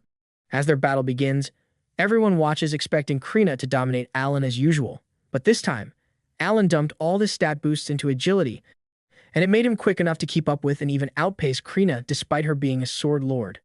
Eventually, Alan wins the duel by holding his sword to Krena's neck, and she's in shock because this is the first time she has ever lost, but Alan says they can just call this a draw, and they'll have a rematch in the future to decide the real winner. The time soon comes for Alan to leave, so everyone starts saying their goodbyes, and even Dagora shows up to give Alan a knife as a present before he leaves the village. After that, Alan's parents both walk Alan to the village gate, and along the way, Rodden tells Alan that being a servant is only the first step for him, and if he works hard, he will definitely move up in life. They eventually arrive at the gate where the chief has already prepared a carriage to take Alan, Cecil, and the Baron back to the city. It's a little awkward in the carriage since Cecil won't even look at him, and he has nothing to say to Granville, but he's going to find a way to make it work. Thus, Alan's life as a servant at the Baron's estate officially begins, and since he's a similar age to Cecil, he is put in charge of taking care of her, which basically means he is required to listen to all her demands, no matter how unreasonable they may be. For example, she asks Alan to carry her on his shoulders so she can reach some fruit that's up in a tree, But after she gets the fruit, she realizes it tastes awful and blames Alan for not warning her about it sooner. She's not a bad person, but she's really annoying to have to deal with all day, though Alan can't say anything about it since that would be disrespectful. She tells Alan to go buy some delicious fruit from the market for her, and Alan agrees to do so, but just then, he notices a giant ship flying overhead, and he is amazed because he had no idea that this world had stuff like this. Cecil doesn't understand why Alan is so shocked and asks if this is his first time seeing a magic airship, but Alan really hasn't seen one of these before. So she decides to leave him be and just reminds him to buy the fruit for her once he's done here. The next morning, Alan wakes up in his living quarters, and while it may look like an old attic room, well, actually, it is an old attic, but it's still a bit of an upgrade from Alan's old room. He has used his summoning skills to grow some grass plants with recovery-boosting aroma, so he always starts his days feeling fresh and energized. That said, he's still really hungry, so he decides to head downstairs for breakfast. In the dining hall, all the other servants are already eating, and over the past few days of working here, Alan has gotten to know them pretty well, especially the head servant, Rickle. When Rickle sees Alan, he asks him if he has been getting along well with Cecil, and Alan says yes, but Rickle can tell by looking at his face that she's been rough on him. He explains Cecil is only asking so much of him because he's a servant instead of a hallboy, but Alan has no idea what the difference is. Rickle explains that servants of the family are split into senior and junior ranks, but they are all still technically considered to be part of the family. However, hallboys are different because they are only temporary helpers of the family, so they aren't considered members of the family. Alan is surprised because he had no idea that becoming a servant here made him a member of the family, though now that he thinks about it, it does make sense why his dad was so overjoyed when the Baron made the offer. Later that day, Alan and a few other servants serve the Baron's family breakfast, and the Baron's wife is quite impressed by how well-mannered Alan is despite his humble upbringing. The Baron is also impressed that Alan is so skilled despite the fact that he is talentless, and though the part about him being talentless isn't true, Alan decides to just go along with it. As soon as Cecil finds out that Alan is talentless, she begins bragging about how she has the wizardess talent and her older brother has the swordsman talent. But Cecil's father yells at her to stop bragging about talent in front of her brother because it's a sensitive topic for him. Cecil's younger brother, Thomas, has always felt inferior because he doesn't have a talent. So hearing Cecil brag about it like that made him tear up, and Cecil feels really guilty for making him upset, but she still somehow finds a way to blame Alan for it. Later on, Alan has the afternoon off from work, so he decides to head into town, and his first stop is the Adventurers Guild because that's his #1 goal. He walks up to the front desk and asks the receptionist if he can register as an adventurer here. She explains that she can help him register, but first she needs to ask how old he is. Alan informs her that he is 8 years old, but unfortunately, she tells him that the minimum age to register as an adventurer is 12, so he isn't allowed to become one. Alan is devastated to hear this since he doesn't want to have to continue being a servant for 4 years, but since there's nothing else he can do for today, he decides to head to the notice board to gather some intel. At the board, he notices all kinds of monsters with different ranks posted with bounties, but a few moments later, an adventurer named Raven walks up to him and says this isn't a place for a kid like Alan, so he had better leave. Alan apologizes and agrees to leave, but before he does, he asks Raven why bounties are organized that way. Raven explains that monsters get stronger the further away from the city you get, so naturally, some of the strongest monsters are located in the White Dragon Mountain. Alan then notices a really old bounty on the wall of the White Dragon, so he asks why no one has taken it out yet even though the reward is so good. Raven explains that the White Dragon is simply way too strong for anyone to beat, but there's a ton of mithril growing in that area. So there are still tons of requests for it, and the bounty keeps getting higher and higher. All that information was really helpful. So Alan thanks Raven and heads on his way. He can't register himself as an adventurer yet, but that doesn't mean he can't fight monsters. And since this is his day off, he plans to make the most of it. He runs straight to the city gate, where he is stopped by a guard. Normally, people aren't allowed to leave the city without permission, but since Alan is technically a member of the Granville family, he is allowed to use their seal as identification, and that pretty much grants him access to wherever he wants to go. As soon as the guard opens the gate, he rushes out into the forest so he can start hunting monsters, but he doesn't want to be too careless, so he decides to start slow. Since monsters get stronger the farther into the forest you go, he only walks a few kilometers out so the monsters in the area will have an average of D rank. Once he arrives at an ideal location, Alan summons a hawk, and since the hawk has high intelligence, it is smart enough to understand Alan's commands, so he summons 5 more and orders them to fly into the air and track down any monsters in the area. While he's waiting for the hawks to find something, he decides to evaluate the intelligence of his tiger summon, but while it is obedient to him, it doesn't really understand Alan's commands, so it can only do so much. Just then, a hawk comes back to inform Alan that it has located a few monsters, and after following the hawk, Alan is led to a horde of goblins. The goblins notice him hiding behind a tree, so they all rush out to attack him, but Alan was prepared for this and summons 10 tigers to surround them. And for good measure, he summons a butterfly to cast a sleep spell on the goblins to make it easier to finish them off. Killing goblins doesn't earn him as much XP as killing a boar would, but a key benefit here is the fact that taking the goblins out is a lot quicker than taking a boar out, so Alan can farm them to his heart's content. By nightfall, Alan has hunted around 80 goblins, earning himself 16,000 experience points and allowing him to go up by 2 levels. He is really pleased with how his day off went, because not only did he level up, he also learned a lot about his summons. For example, the butterfly's sleep spell has an 80% chance of successfully putting a goblin to sleep, and D-rank magic stones can't be used to create E-rank summons, even though they are more valuable. Anyway, even though it's late, Alan wants to keep farming, so he asks the hawks to go look for more monsters to fight, but they all just kind of stare at him without moving. Alan asks what's wrong, and that's when he finds out that the hawks aren't capable of seeing well at night, so they won't be able to scout monsters for him anymore.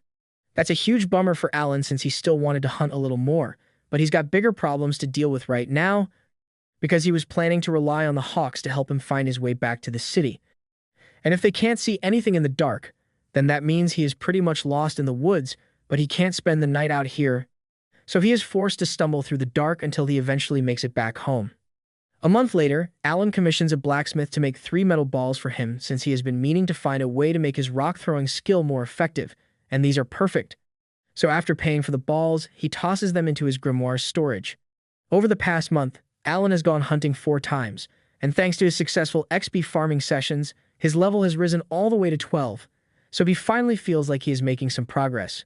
Later that night, he returns to the Granville estate, but as soon as he walks in, he is cornered by Sebas and told that the Baron wants to have a word with him. Alan heads to the Baron's office to meet with him, and he begins praising Alan because ever since he arrived, the others in the mansion have had nothing but good things to say about him. However, the Baron is a little concerned about what Alan does on his days off because he has been told that Alan leaves early in the morning and does not return until late into the night.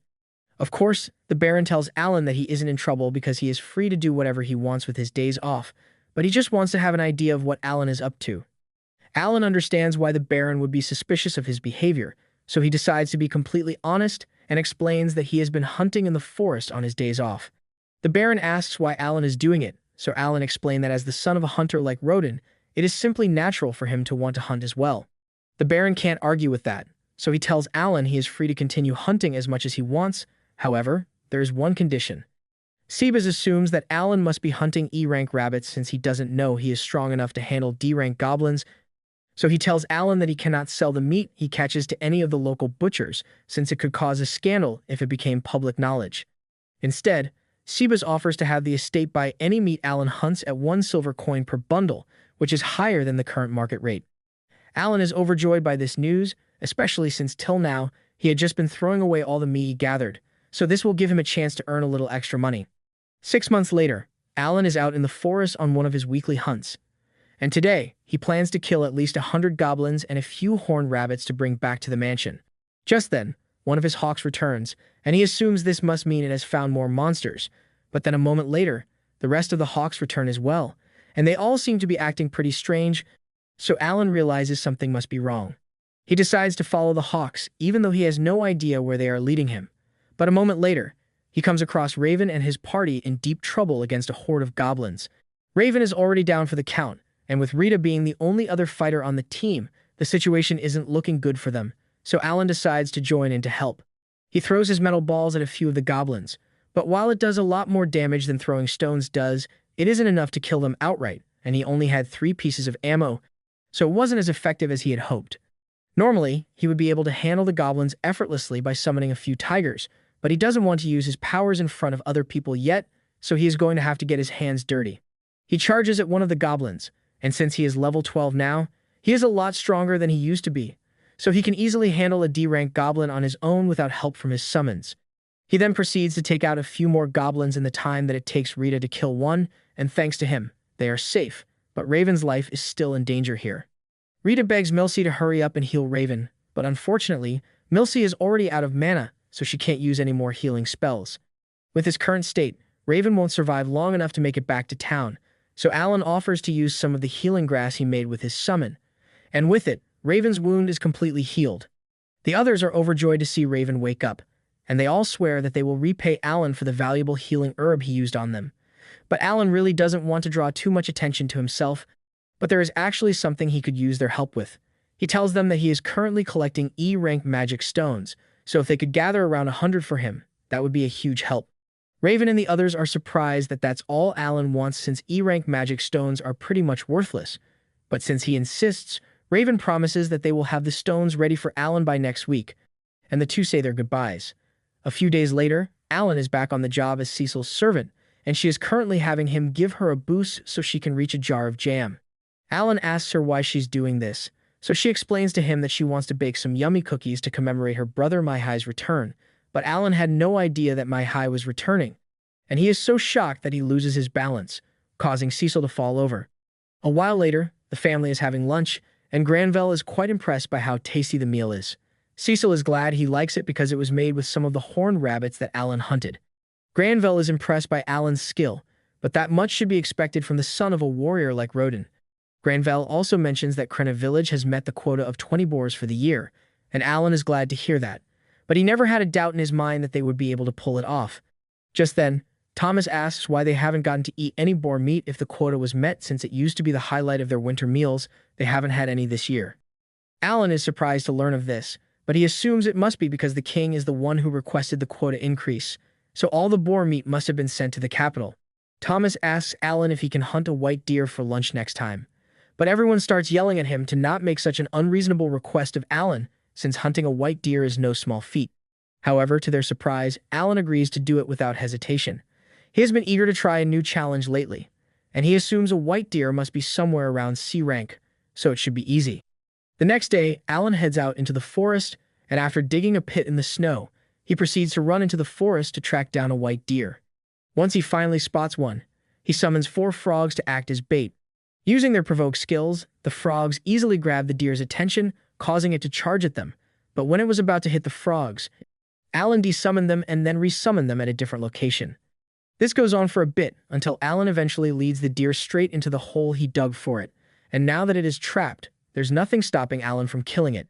An hour later, the staff at the mansion goes into a panic because a giant white deer just showed up at the front gate, but just as they are about to attack it, they hear a voice coming from underneath, and a moment later, Alan rolls out from under the deer.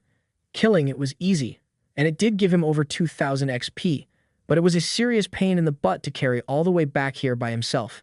He asks the other servants to go call Thomas because he hunted this deer specifically for him, and a moment later, the entire family comes out to see what's going on, and Granville is shocked to see that Alan really did hunt a deer.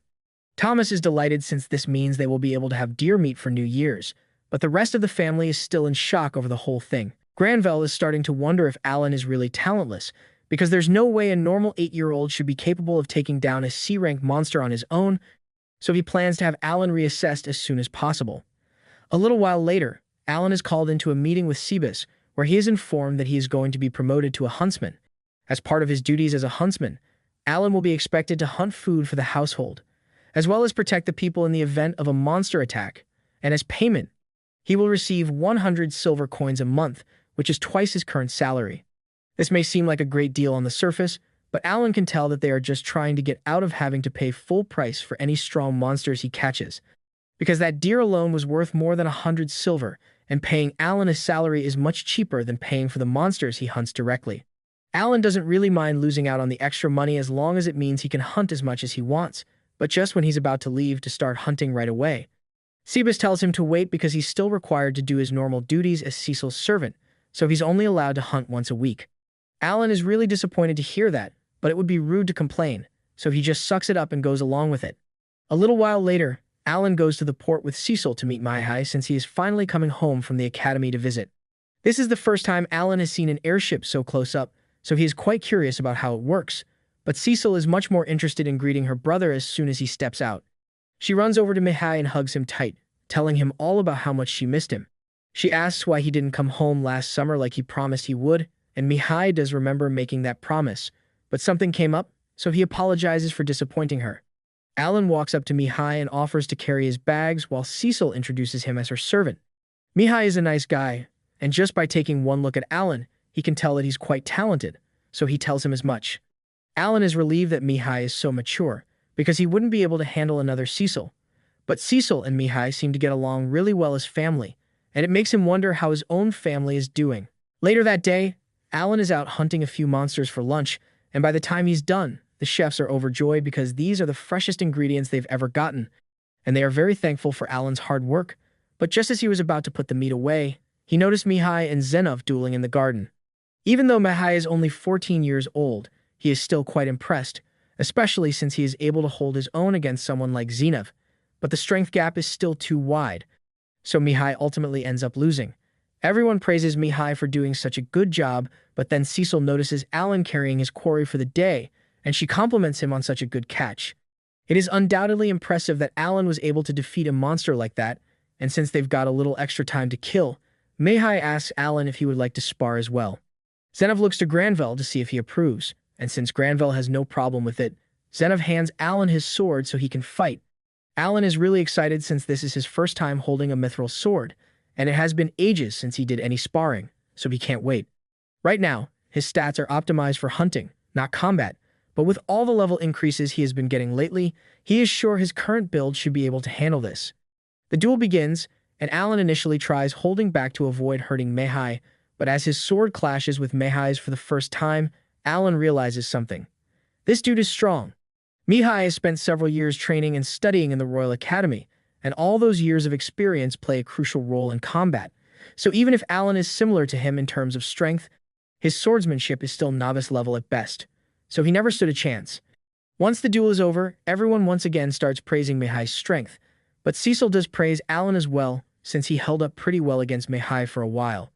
Thomas asks Mihai how he got so strong, so Mihai explains that he was forced to clear a dungeon as his summer project last year, and that experience made him a lot stronger. Cecil realizes that's probably why Mihai wasn't able to visit last summer, and she feels kind of bad for him. But Alan is busy thinking about how amazing the training Mihai receives at the academy must be. Cecil asks Mihai whether he's going to stay for a while, but unfortunately, he has to head back to the academy in a few days, and he won't be back until summer next year. Alan suddenly asks Mihai to spar with him when he next returns, and Mihai accepts his request. He then shakes Alan's hand and asks him to take care of Cecil until then, and Alan is forced to agree, but internally, he's thinking about the quickest way to get out of this stupid job without dishonoring his father. A little while later, Viscount Carnal shows up to pay Granville a visit, and he makes some snide remarks about this being a backwater town, which Granville laughs off. But it's clear that these two absolutely hate each other.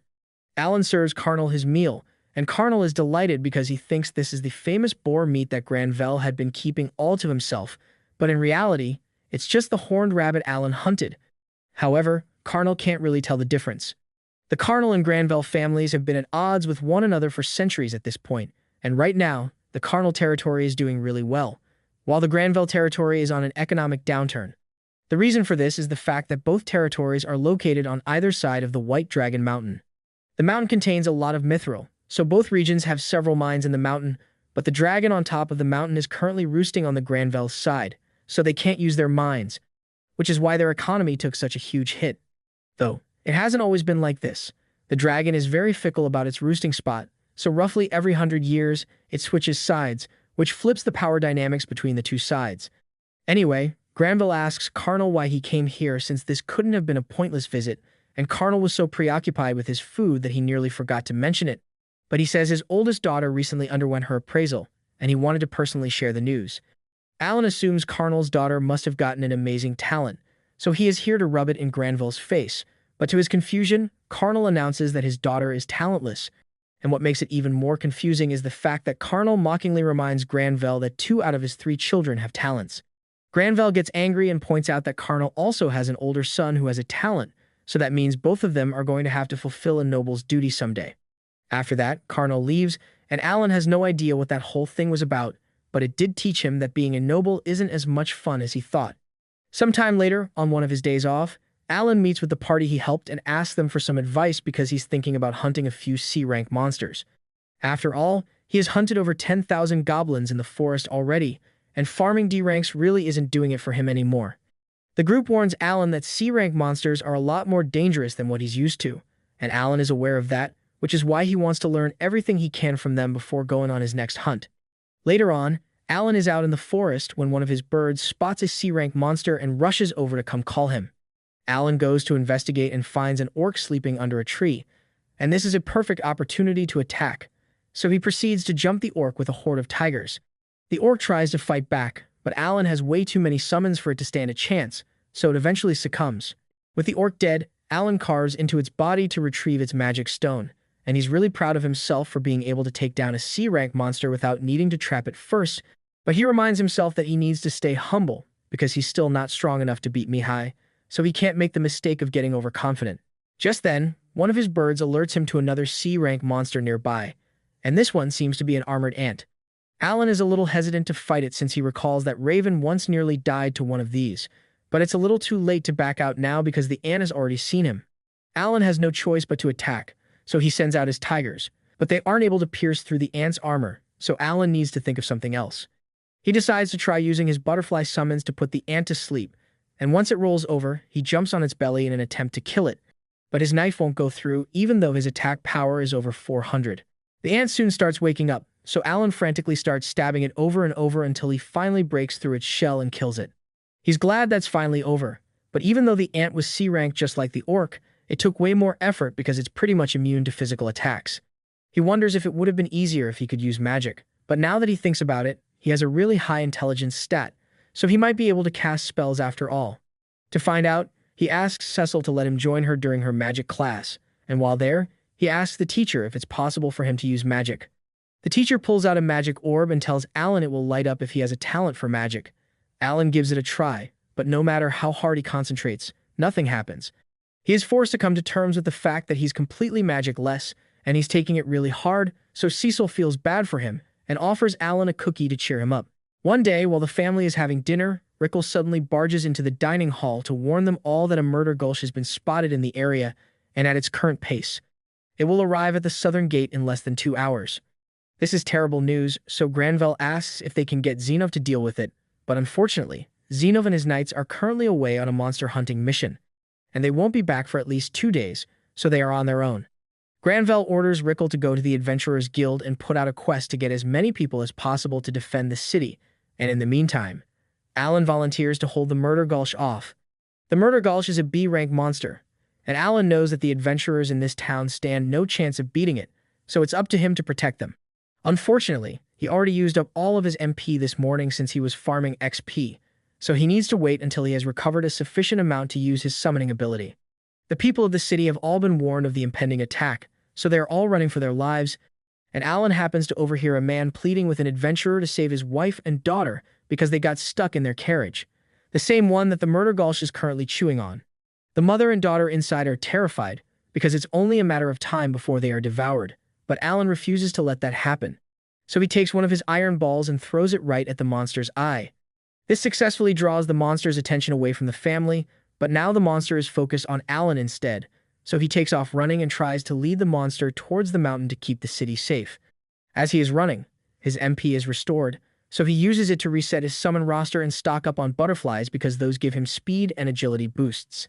He then summons a bunch of them and tries to use their magic to put the monster to sleep, but the Murder Gulch seems to be resistant to sleep magic, so instead of passing out, it becomes angry and swats all the butterflies away, which leaves Alan with very few options to work with. Late into the evening, Alan is still running away from the Murder Gulch, and he is starting to tire out, but fortunately, he manages to hide under some trees in order to give the monster the slip. And once he is sure that he's safe, he collapses near a tree and breathes a sigh of relief because he wasn't sure he would make it out of that one alive. He's got no idea why the debuffs didn't work, and he's nowhere near strong enough to beat that thing without weakening it first. He even had to use up a bunch of his magic stones just to survive long enough to make it out here, but at least he successfully led it far away from the city, so the people should be safe now. He plans to just head home and wait for Zenov to return so he can deal with the Murder Gulch, but just as he was about to leave, he senses something staring at him, and to his horror, it turns out that the Murder Gulch has found him. He takes off running, but the monster has no intention of giving up hunting Alan, so he ends up running day and night trying to escape. 3 days later, Alan finally managed to shake off the monster and make it back to the city, but after being forced to run nonstop all for days, he is tired, hungry, and on the verge of collapse. The city guard sees him coming and recognizes Alan as the hero who sacrificed himself for the city a day ago, so he rushes over to catch him. And by the time Alan opens his eyes again, he is back at the mansion with Seabez and Seals looking after him. Seals is really happy that Alan is all right, but she also yells at him for making her worry like that, which Alan kind of expected from her. Seabez asks Alan if he remembers anything, so Alan tells him that the monster was relentless and chased him for 3 whole days before he lost it. And once the coast was clear, he turned back to return to the city. Seabez is impressed by Alan's bravery, and he informs him that Granville is just as pleased with what he has done. So after Alan is back on his feet, he would like to meet with him. A little while later, Alan goes to meet Granville, and he explains that he wasn't strong enough to defeat the monster on his own, so he decided to draw its attention and lead it as far away as possible. He then apologizes for doing something so reckless, but Granville tells Alan that he has nothing to be sorry for. Handling monsters like the Murder Gulch would have been impossible without Zenov and his knights, so Alan's brave actions undoubtedly saved the city from mass casualties, which is why rewards have been prepared for Alan in the amount of 10 gold coins from Granville and another 10 gold coins from the family that he saved that day. Alan is overjoyed because with that kind of money, he could definitely buy himself a decent sword, and that's exactly what he does, because the next time we see him, he's rocking a mithril sword.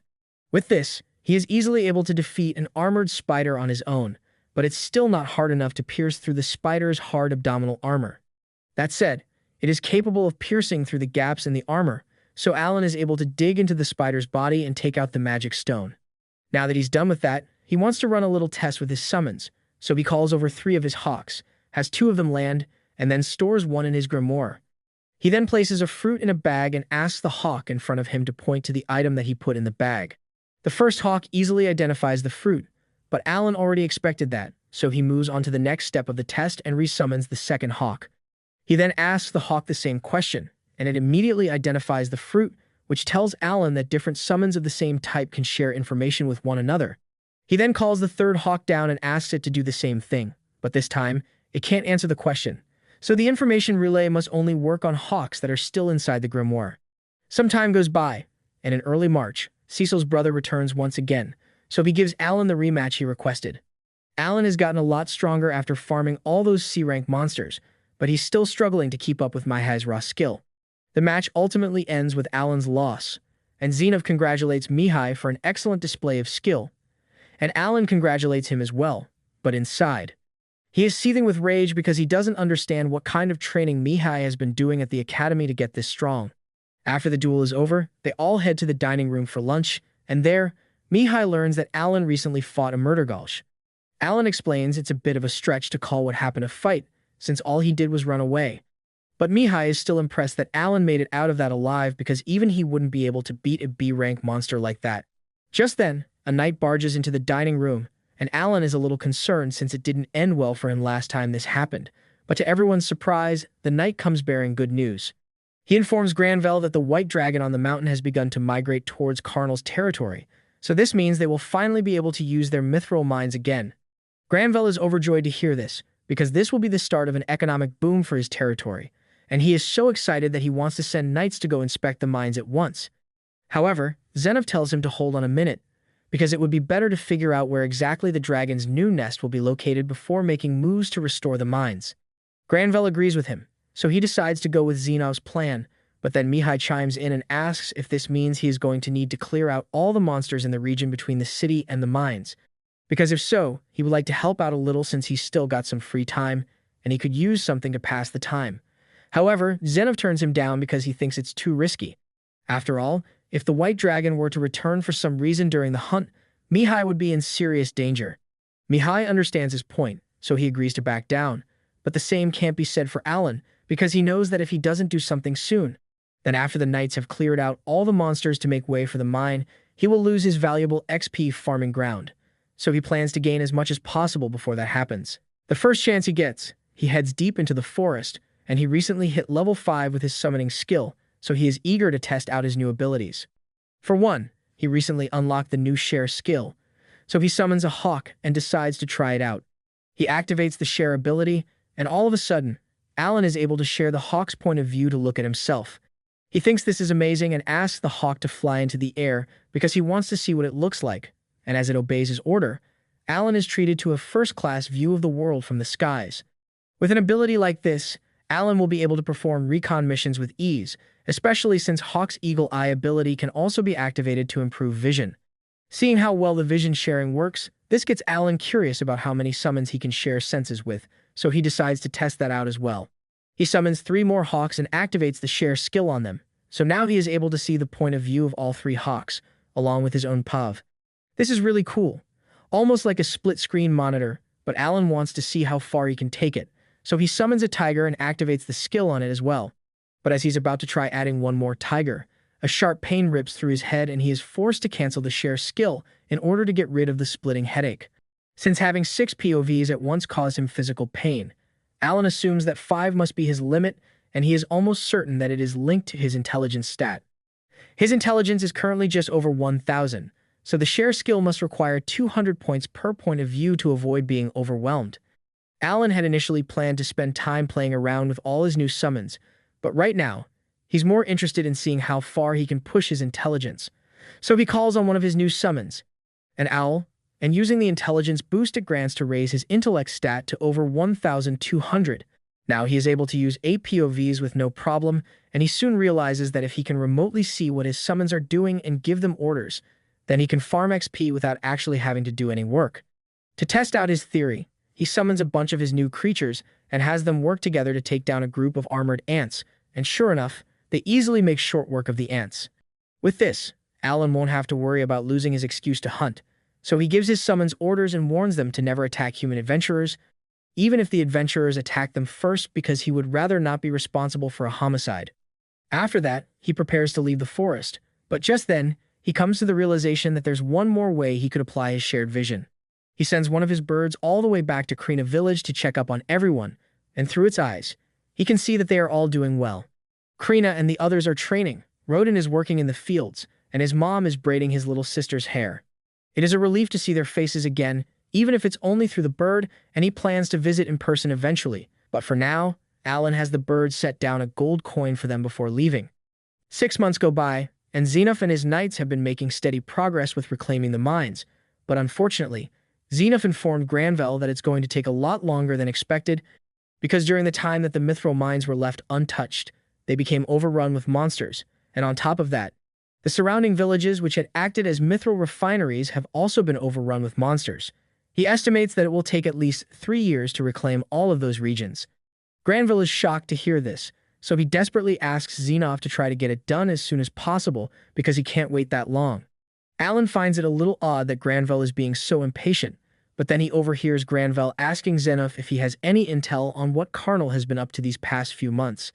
As far as Xenoph knows, Karnal attempted to continue mining even though the dragon had moved back over to his side, and ultimately, the entire mining crew suffered for it because they were burnt to ash as soon as the dragon spotted them. It is unlikely that Karnal will be able to continue his mining operations as things are now, but Granville asks Xenoph to remain on high alert because there's no telling what trick Karnal might pull this time. Alan doesn't really understand what they are talking about, but he doesn't particularly care because over the past 6 months, he has been farming XP with his monsters non-stop, and after he turns 12, he plans to quit being a servant here and go register as an adventurer. Though that's still 2 years from now, so until then he plans to continue taking out as many monsters as he can before the knights clear them out. To that end, as soon as Alan gets a chance, he heads out into the forest and locates a village that has been overrun with goblins. Normally, he would leave the goblin village intact and let them respawn so he can farm XP more efficiently, but he has seen Goblin Slayer, so he knows all about the messed up stuff goblins do out here. If he doesn't deal with them himself, then they are just going to end up hurting more people later on, which is why he's not going to hold back at all. He uses his bear summons to block off all the exits to the village and corners the goblins inside, and once there's nowhere left for the goblins to run, the bears begin mauling them. Soon after, the Goblin King comes out to fight, and normally, this would qualify as a boss fight, but Alan and his summons are way too overleveled for this to even be considered a challenge. So a few minutes later, every goblin in the area has been dealt with. By the end of it all, Alan earns almost 50,000 XP, and he plans to go around destroying every single goblin's camp in the area, so he's going to earn a lot more XP. Sometime later, Mihail graduates from the academy, so it's time for him to return and live with his family.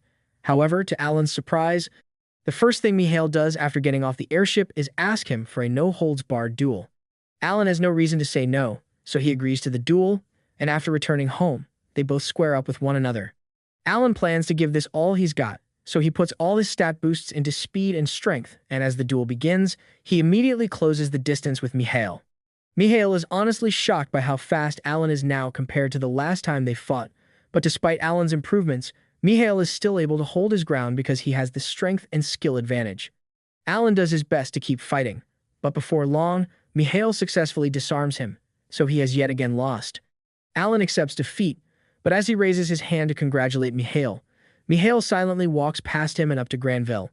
Granville says he is proud to see how strong Mihail has grown over his years at the academy, and he says he is the pride and joy of the Granville family, which makes what he must do all the more heartbreaking.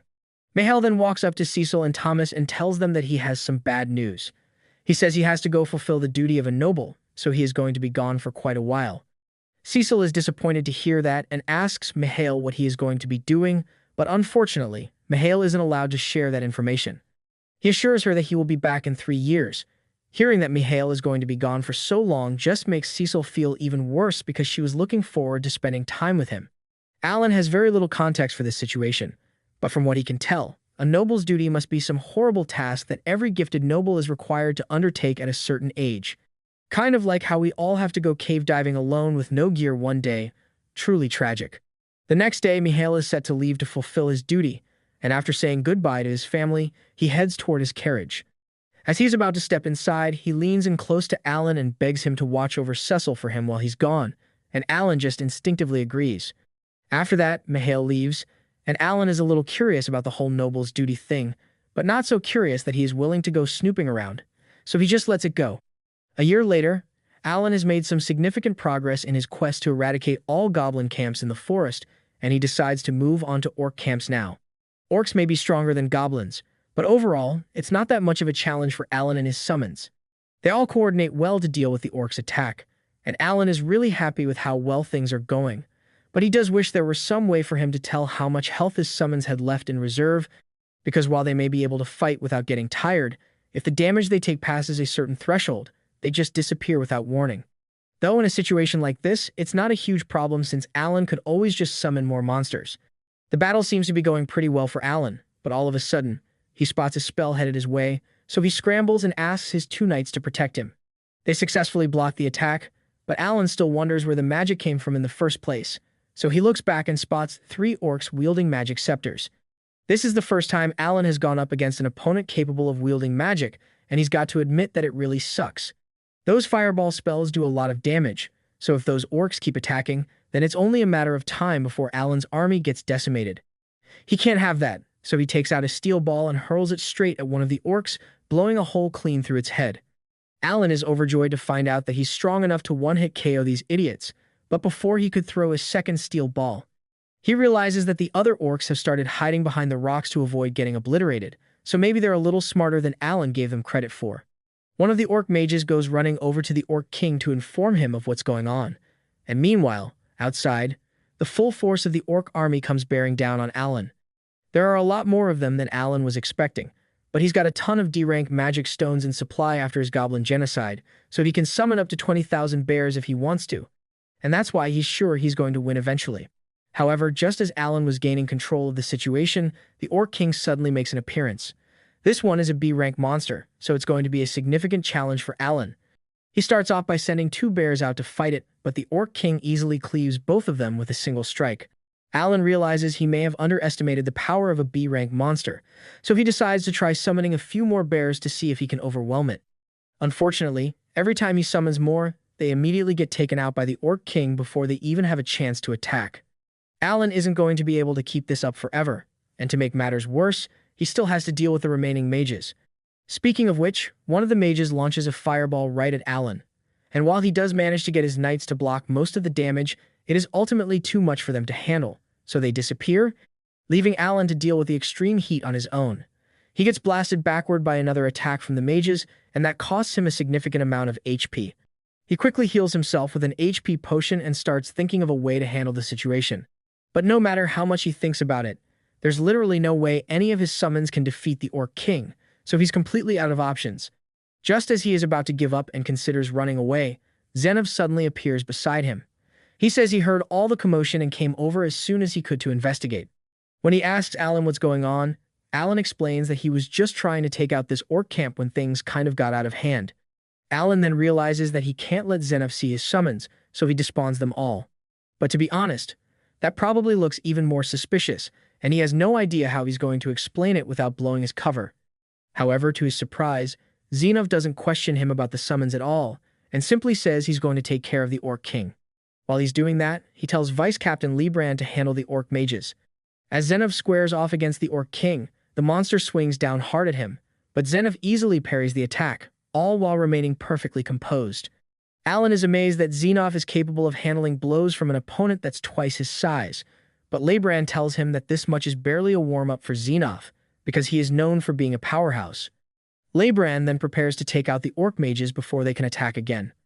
After locating them, he charges up his special ability and launches a piercing attack that leaves one of them looking like Toji after encountering the Honored One. He then finishes off the other Orc Mages along with the rest of the Orc soldiers in a similar fashion. Meanwhile, on Zenov's side, he skillfully slices the Orc King in half in a matter of seconds.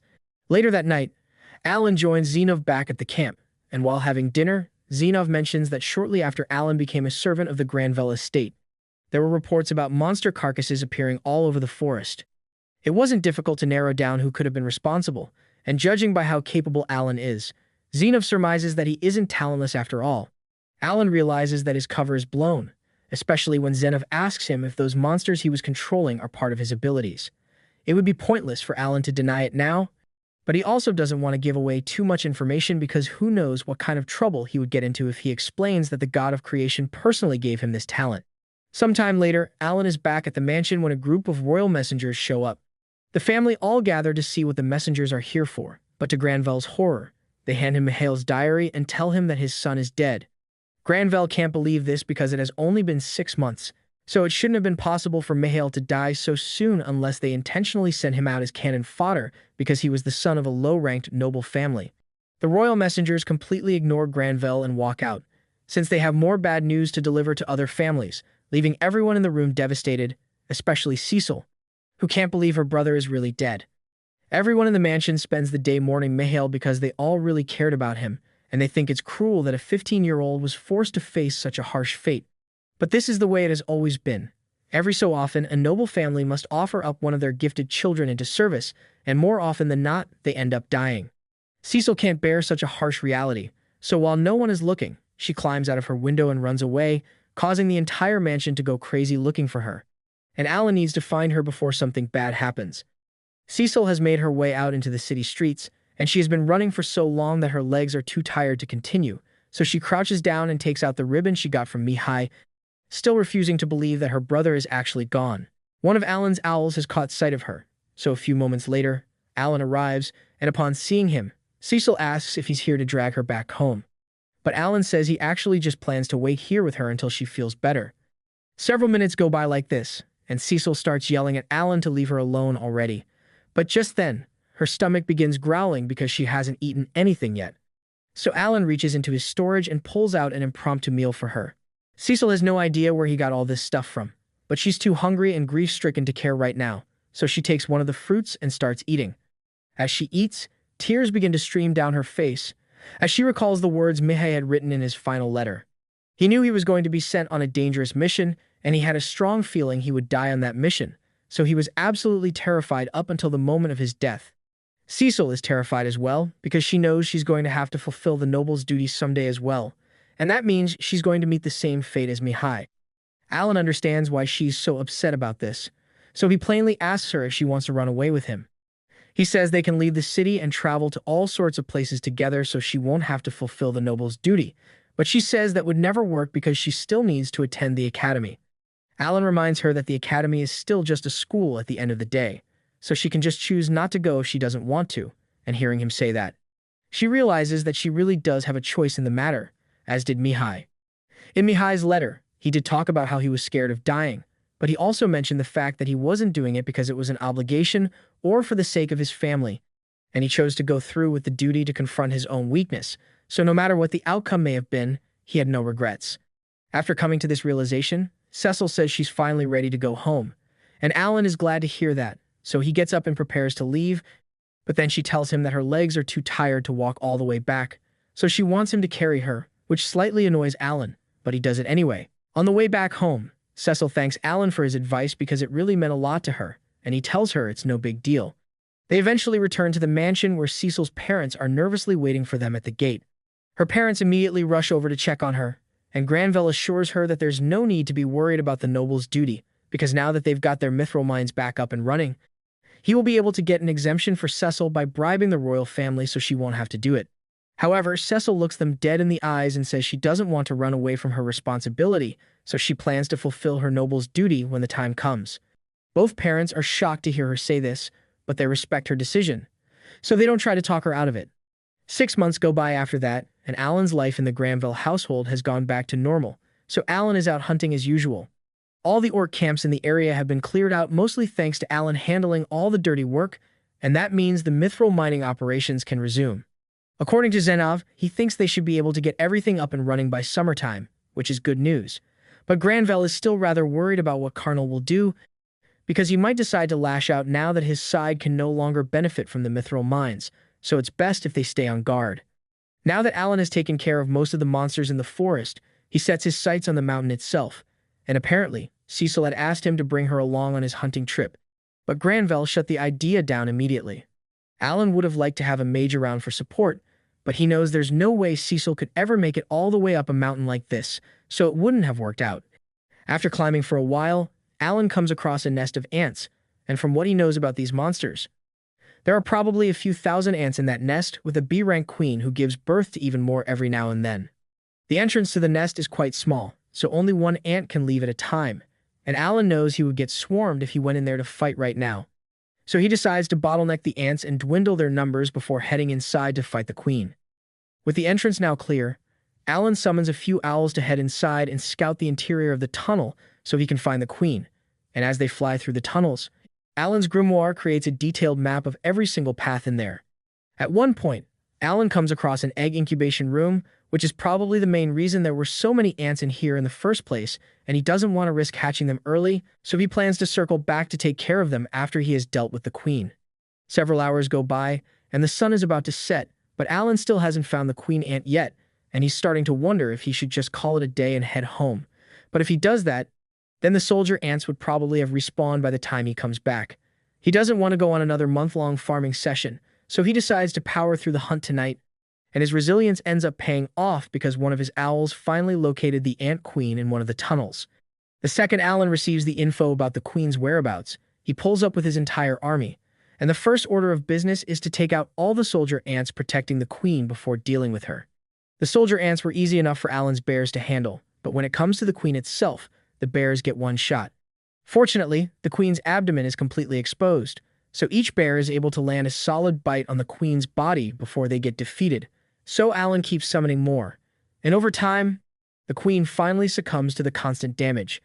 Alan is relieved that the battle is finally over, but it's already way too late for him to start heading back to the city now. So he decides to camp out in the cave for the night and head back in the morning, but just as he's about to set up camp, he notices some mithril on the ground nearby. The next day, Alan returns to the Granville estate with the shell of the queen ant in tow, and he informs everyone of what he accomplished, but they are honestly having a hard time believing his story. Defeating soldier ants is one thing, but even the Knight's Order doesn't have the resources necessary to challenge an entire ant colony and defeat a queen.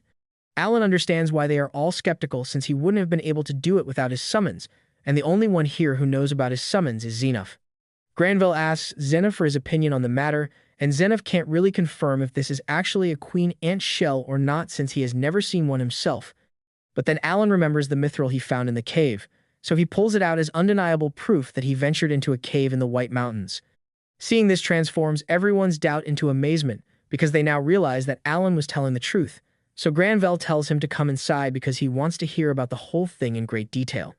Of course, Alan doesn't reveal the truth about his summons, but he does explain where he found the cave and present the map he created of the cave's layout.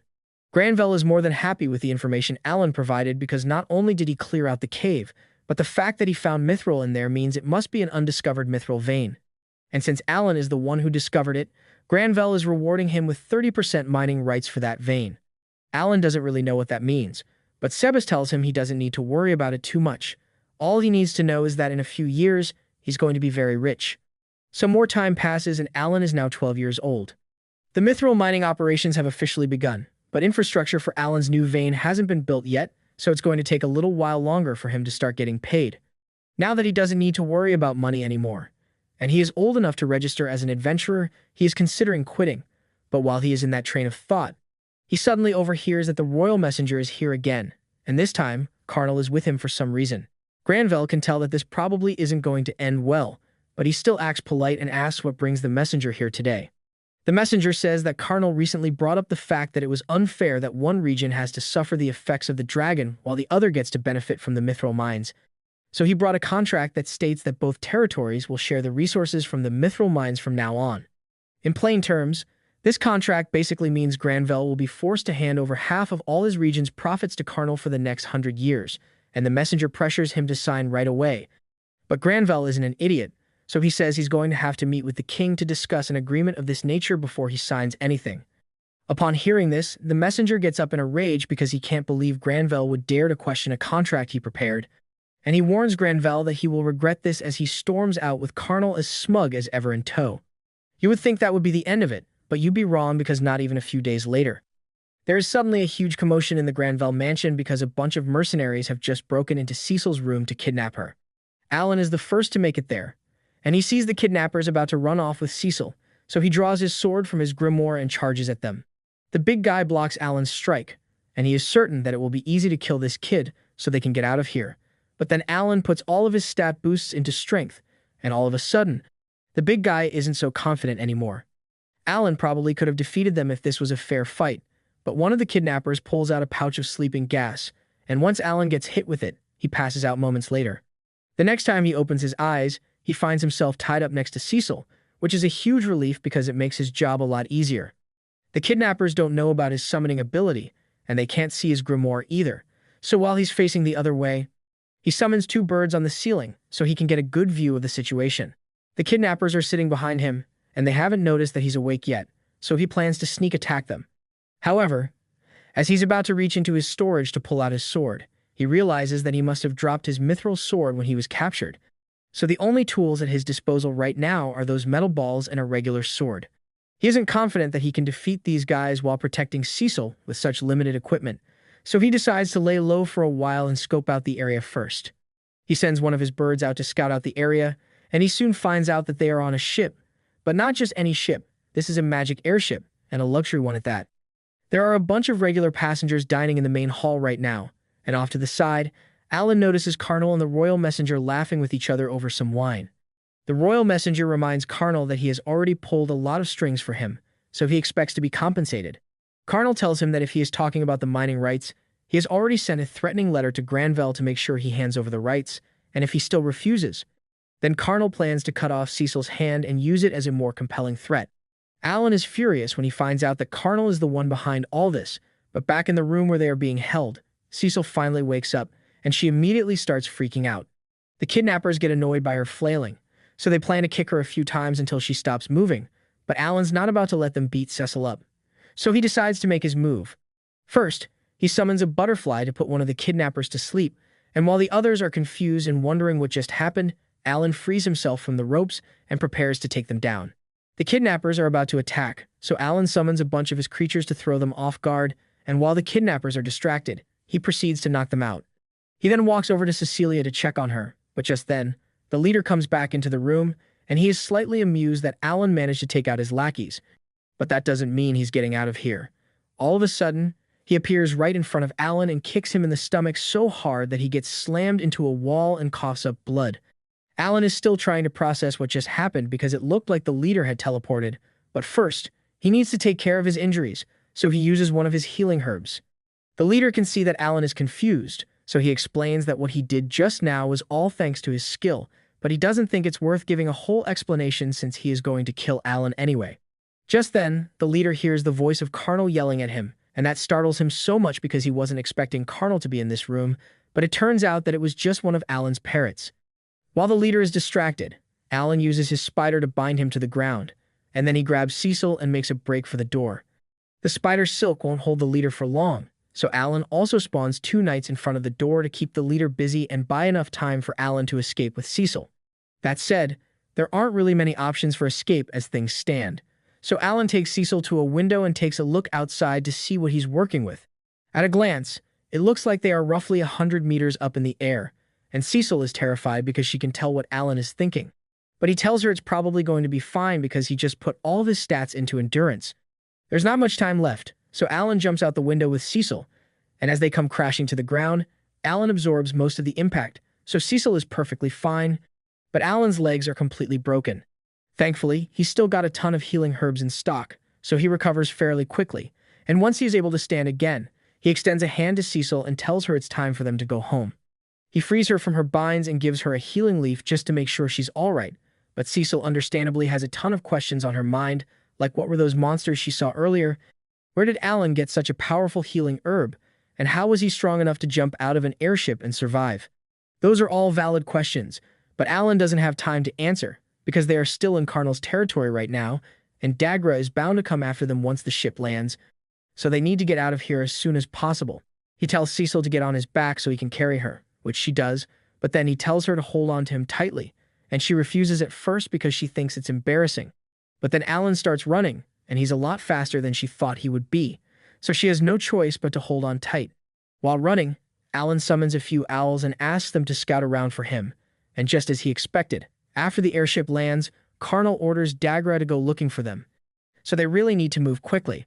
To Alan's surprise, Dagra starts heading in their exact direction off jump, which puts them in a really tough spot, so he decides to cut through a bunch of alleyways to test a theory and potentially lose Dagra.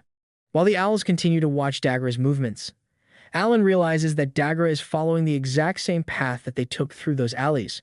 So he must have some kind of tracking skills that allow him to follow the footprints of his target. That means that as long as he can see the path Alan ran through, he will be able to follow him. But Alan has the perfect counter to that ability. So he jumps into the air and starts running across the rooftops, because there's no way Dagra would think to look for footprints on the roof. This should buy them more than enough time to get out of the city before he figures out what happened, but as Alan continues running, Cecil asks him why he didn't just fight Dagra back there since he is so strong. Alan explains that guys like Dagra are a bad matchup for him, so there's no guarantee that he would win a fight against him, especially not while having to protect Cecil, so escape is their best option. Alan eventually makes it up onto the city wall, and he explains to Cecil that they are going to have to go through the forest to make it back to the Granville territory, which will probably take a few days. However, Alan can't risk leaving any footprints near the city, so he creates a bunch of knights mid-air and begins hopping from shield to shield so he doesn't have to touch the ground. This way, Dagra will have no means of tracking them down, and once Alan has made it far enough away from the city, he sets up camp with Cecil. Just before bed, Cecil mentions how surprising it is that Alan has a talent after all, but she asks why he didn't tell anyone about it all this time. Alan explains that being talented would only invite trouble for him, so he didn't want to risk it, and considering what happened to Mihai, Cecil understands his reasoning. The next morning, Cecil gets back on Alan's back, and they continue their journey, but just to be safe, Alan checks back in on Dagra to see what he's up to. Dagra looks confused because he can't find any footprints around the city walls, but just when Alan thought he was about to give up, he starts running in a spiral shape around the city. This is really bad news, because if Dagra keeps that up, then it will only be a matter of time before he eventually finds Alan's footprints and tracks him down.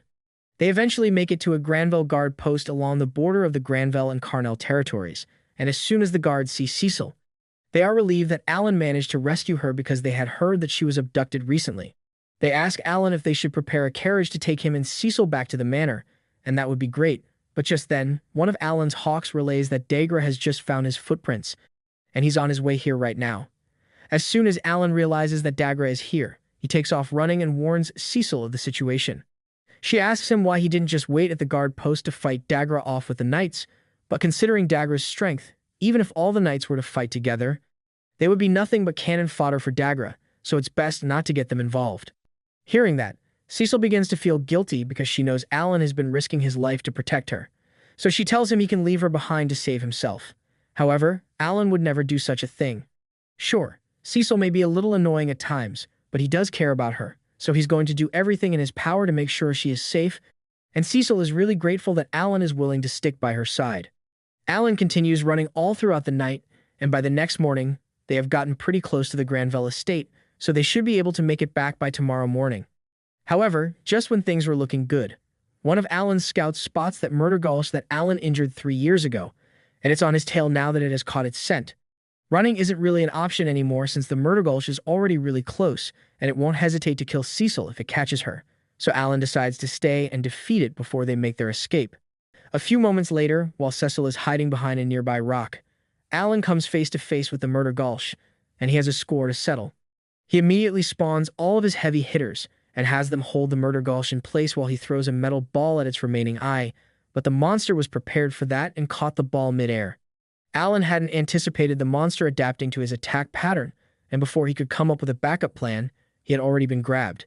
The murder gulch is currently trying to squeeze the life out of Alan, and the only reason he isn't dead yet is because he is spamming healing leaves to keep his HP from reaching 0. The murder gulch then grabs Alan by the head and puts him in its mouth before eating him just like Aaron's mom, and Cecil is horrified because she thinks she just saw Alan die, but fortunately, Alan managed to switch all his stat points to durability and HP, so even though the murder gulch bit down on him, its teeth couldn't cut through his body. And now that Alan is within perfect striking distance, he proceeds to pull out his dagger and stab the murder gulch in the other eye, killing it once and for all. Once Alan was back on the ground, Cecil runs up to him with tears in her eyes because she was so worried about him, but unfortunately, they aren't safe yet.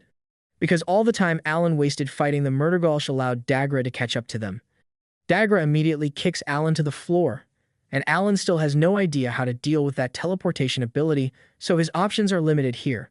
Dagra begins walking up to Alan and draws his sword as he plans to make Alan's death as excruciating as possible, but just then, Cecil launches a fireball at him. This catches both Alan and Dagra off guard since neither of them was expecting Cecil to do that, but it worked because Dagra then turned his attention to her and smacked Cecil across the face. The only reason he didn't kill her for what she did is because he needs her alive to complete his job, but seeing him hurt Cecil made Alan incredibly angry.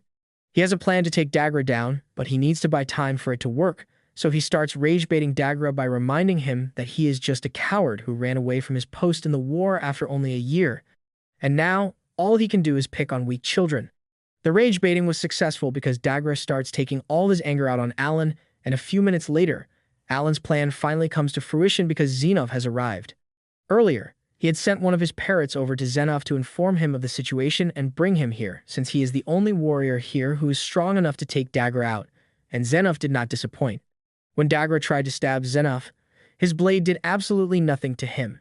And when Zenov counterattacked, he unleashed a terrifying amount of force, splitting Dagra in two, along with everything that was behind him.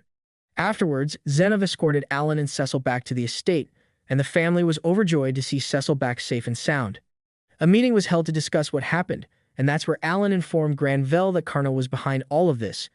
Since his mines were no longer profitable with the dragon around, Carnell conspired with the royal messenger to attempt to steal half of Granville's mining rights, but he couldn't let Granville inform the king of what he was doing, so he intended to hold Cecil hostage and use her to force Granville to sign.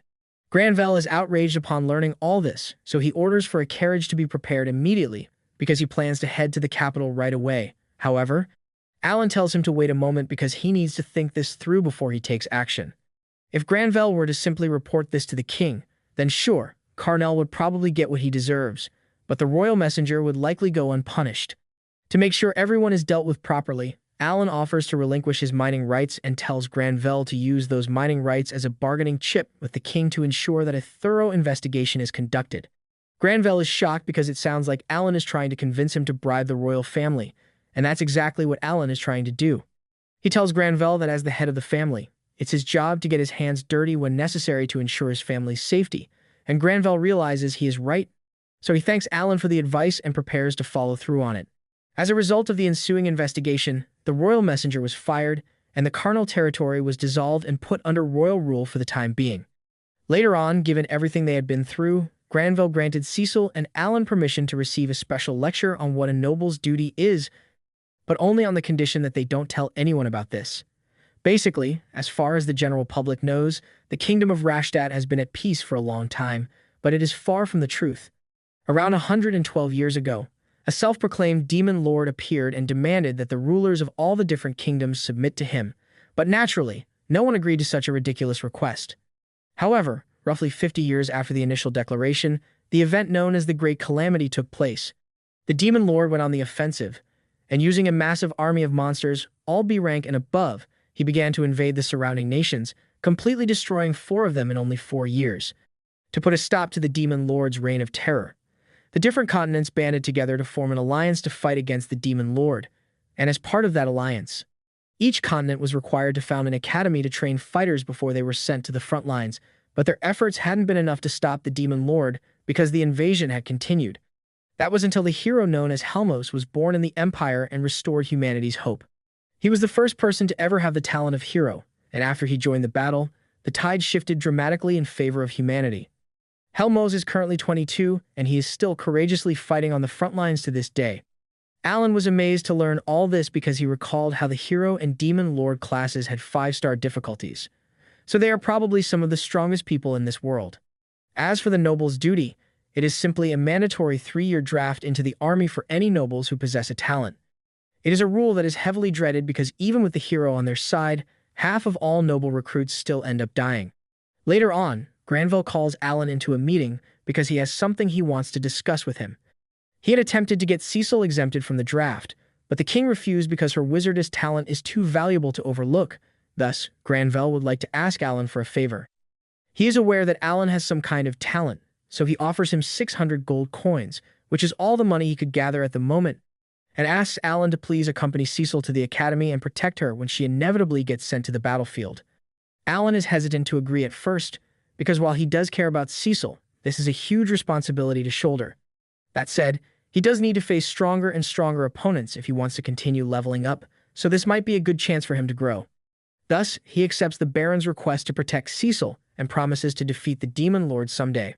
After making that important decision, Alan decides to visit his family in person for the first time since he left Krina village. Both Teresia and Rodan are really happy to see how much he's grown during all these years, and it's almost hard to believe that it's been 4 years. Despite how long it's been, Teresia happily welcomes him and tells him that there is plenty of food so he can eat all he wants. Alan gladly accepts, and he's happy to see that both Mash and Mayula have grown up a lot too. Mash is really happy to see him again, but for some reason, Mayula hides behind her mother, still too shy to say anything to him. Alan is a little confused by her behavior, so Rodan explains that she was barely a year old when he was last here, so her memories of him are probably fuzzy. That information clearly shocks Alan because he's been playing with her through Chappie all this time, so he just assumed they were close. Putting that aside, Teresia tells him that they appreciate him sending them monthly letters and money, but she wants to know if he is still making enough to get by. Alan reassures them and informs them that things have changed, and he's now a guest of the Gravels instead of their manservant. He also mentions that he'll be going to Academy City come April, and despite how lightly he takes it, his parents are completely shocked by the news. Alan explains that it won't be as easy to send money after that, so he just brought a lump sum for them instead. Once again, Rodan and Teresia are shocked when they see that Alan brought a bag of 100 gold coins for them. His parents quickly tell him that they can't accept that because he's going to need it for life at the academy. Alan assures them that it's fine and clarifies that he still has 600 in savings from selling armored ants. That statement leaves his parents speechless, but Mash is simply excited to hear about monsters, so he asks his brother about it. Alan informs him that armored ants are insect monsters that nest at the foot of the White Dragon Mountains, and he came across a lot of goblin and orc burrows in that area too. After their initial shock, Rodan and Teresia just smile, realizing that their son hasn't changed a bit, and he's still doing the unbelievable. Alan decides to leave after a while, saying that he has work waiting for him, so he can't stay any longer. Mash happily tells him that he's going to go to the academy when he turns 12 as well, so Alan assures him he'll be waiting for him. Before he leaves, Mula shyly approaches him, holding the letters he's been sending them, and wanting to know if he's truly her big brother from the letters. Alan confirms it with a smile and apologizes for being unable to visit them more often. In response, Mayula simply hugs him, instantly bringing tears to his eyes. After receiving a warm hug from all his family, Alan says goodbye to them and finally leaves. Once he returns to the Granvelles estate, he continues working as usual, so Cecil approaches him to ask him why he's sweeping the courtyard after quitting his manservant job behind her back. Alan tells her that he's just lending a hand until they leave for the academy, but for some reason, Cecil is grumpy about it. Putting her attitude aside, Cecil looks at him with a more serious serious expression and asks him if he's serious about coming to Academy City with her and fighting in the war, since the noble's duty doesn't apply to him. Alan simply reminds her that it's the job he was hired to do, but Cecil just thinks he's a weirdo for that. Before she can say anything else, someone suddenly shouts his name, and Alan tells her that his friends are here. He proudly introduces her to Krina the Sword Lord and Dagora the Axe User, since they're also coming to Academy City with them. After greeting his friends, Alan introduces them to Cecil and Thomas, saying that they're the children of the Granville family who he's been serving the past 4 years. Cecil quickly flips her noble switch on and kindly greets them, treating them very differently than she treats Alan. Krina, on the other hand, stays true to herself and excitedly greets her, asking her to be friends. Alan then asks them if they're all ready for the exam in 3 days, and Krina confidently confirms it, assuring him they're tough enough to take down great boars now. Cecil and Thomas are a little surprised by that, but Alan reminds her that it's an academic test, so he wants to know if she's been studying. Krina immediately plays dumb and dodges his question, but that alone lets him know the answer. Later that day, Granville invites them to dinner, offering his warmest welcome to Alan's friends. Krina and Dagora don't hold back and enjoy all the food, and even though Cecil is a little scared of how wild they are, Granville simply laughs, not minding at all. After dinner, Krina continues enjoying herself and then decides to ask what the academy is like, because she's heard there are dungeons and she wants to know if they'll fight a lot of monsters. Dagora tells her that he's more excited about what happens after graduation, since he'll be one step closer to his dream of joining the knighthood. Cecil just looks at them and discreetly asks Alan if they're not telling them about the war. Alan lets her know that they can't tell them about it, at least not until the time is right. After all, they do deserve to know about the risk to their lives. Krina will supposedly be dubbed a baron after graduating from the academy, which makes her duty bound to join the war effort alongside Cecil. As for Dagora, that's still up in the air, but he may get the option to enlist, depending on his track record after graduating. In any case, they're all attending the academy together, so Alan hopes they make friends with each other. He also thinks he should start praying to Elmia for the ability to check their stats. 3 days later, the 4 of them finally leave the Granville's estate and depart for Academy City. Once there, they're all really surprised by how big the city is, and Cecil mentions that there are multiple dungeons scattered in and around the city where students can brush up on their unique talents. After getting off the magic ship, the 4 of them take the train, where Alan can observe the high-quality craftsmanship from the dwarves of the Baucus Empire up close. They later arrive at the Ratash Academy, where a lot of people are waiting for the test. Cecil mentions that they say about 20,000 hopefuls come from all over the country to take this test every year. One of the examiners welcomes them to Kingdom of Ratash's Academy City and informs them that before the entrance exam, all applicants must undergo an appraisal ceremony. Dagora decides to go first, and after seeing his results, the examiner tells him that his attributes have an exceptional rating, so he can move on to the written exam. Even though he passed the test, Dagora is completely disappointed, because all his attributes are the same as when he was 5, so he doesn't understand what he's been training for. Alan isn't surprised though, because those ranks only reflect developmental speed, so they don't change based on age or level. After Cecil's appraisal, the examiner admits that her results are also impressive, and tells her that her attributes and talent are just what they're looking for. When it's Krina's turn, the crystal ball shines so brightly that it blinds everyone around, and the examiner immediately recognizes her as Krina the Sword Lord, so she tells her that they're glad to have her here. However, just like Dagora, Krina is disappointed to see that her attributes haven't changed since she was 5 years old. Lastly, when it's Alan's turn, the crystal ball shines even brighter, just like when he was 5 years old. Now his talent is visible to everyone, but when the examiner notices that all his attributes are ranked E, she tells him that he unfortunately failed the test. Alan clearly wasn't expecting that result, so he just freezes in place, realizing that even though the text glitch got fixed, his development speed is still dragged down by hell mode. Cecil doesn't understand how he failed, and she clearly doesn't agree with this result, but Alan tries to reassure her and tells her that there are still things for him to do here, even if he doesn't enroll in the academy. Cecil interrupts him, still not happy with the situation, and Krina agrees with her, unwilling to accept this. All the fuss draws the attention of 2 people from the academy, and Alan is surprised to see that one of them is an elf. Cecil doesn't even pay attention to who they are and immediately complains, saying that these results have to be wrong because she saw Alan single-handedly beat a murder Gauche. The fact that he took down a murder Gauche at his young age really surprises them, considering the fact that all his attributes are ranked E. One of them mentions that they've never seen this kind of result before, but now they know that he really does exist. Alan doesn't know what that means, but the elf admits that it's just as Master Rosen prophesied. When the other guy speaks again, everyone is surprised to hear that the elf is actually the headmaster, but Alan is more surprised to find out that the other guy is Helmios. After all, he and Cecil heard that name during their lecture on the Demon Lord, and they know that Helmios is the hero and hope of all mankind. Without a word, Helmios approaches Alan directly and observes him up close, saying that his attack is at 570, and his MP and intelligence are all the way at 1,600. Alan soon realizes that he's using an appraisal skill that lets him see his stats, though he really hopes he quits telling the whole world about it. Helmios admits that in terms of attributes, Alan is about on par with an archwizard, but he doesn't have any magic skills, so he's really a weird one. Alan is a little irritated by that comment, but Helmios apologizes and explains that the appraisal plate wasn't working properly apparently. Cecil quickly asks him if that means he can take the exam, and Helmios confirms it, but he clarifies that he has to show him what he can do with his summoner talent. Cecil easily agrees to this, but Alan doesn't let her speak and immediately declines, telling Helmios that he has no idea who he is. With this in mind, Helmios properly introduces himself, saying that harrowing is his deal. Alan plays dumb and tells him that he can't say he's heard of him, but given that he's taken a look at his attributes, it only seems fair that he shows him his own with that crystal ball. Helmios has no problem with this, so he shows everyone his attributes through the appraisal plate, letting them see nothing but A and S ranks. Now that Alan knows his stats, he decides to show him his summoner talent, but he simply summons Mousy in his hand and then excuses himself without another word. The written test covered basic subjects like math, vocabulary, and history,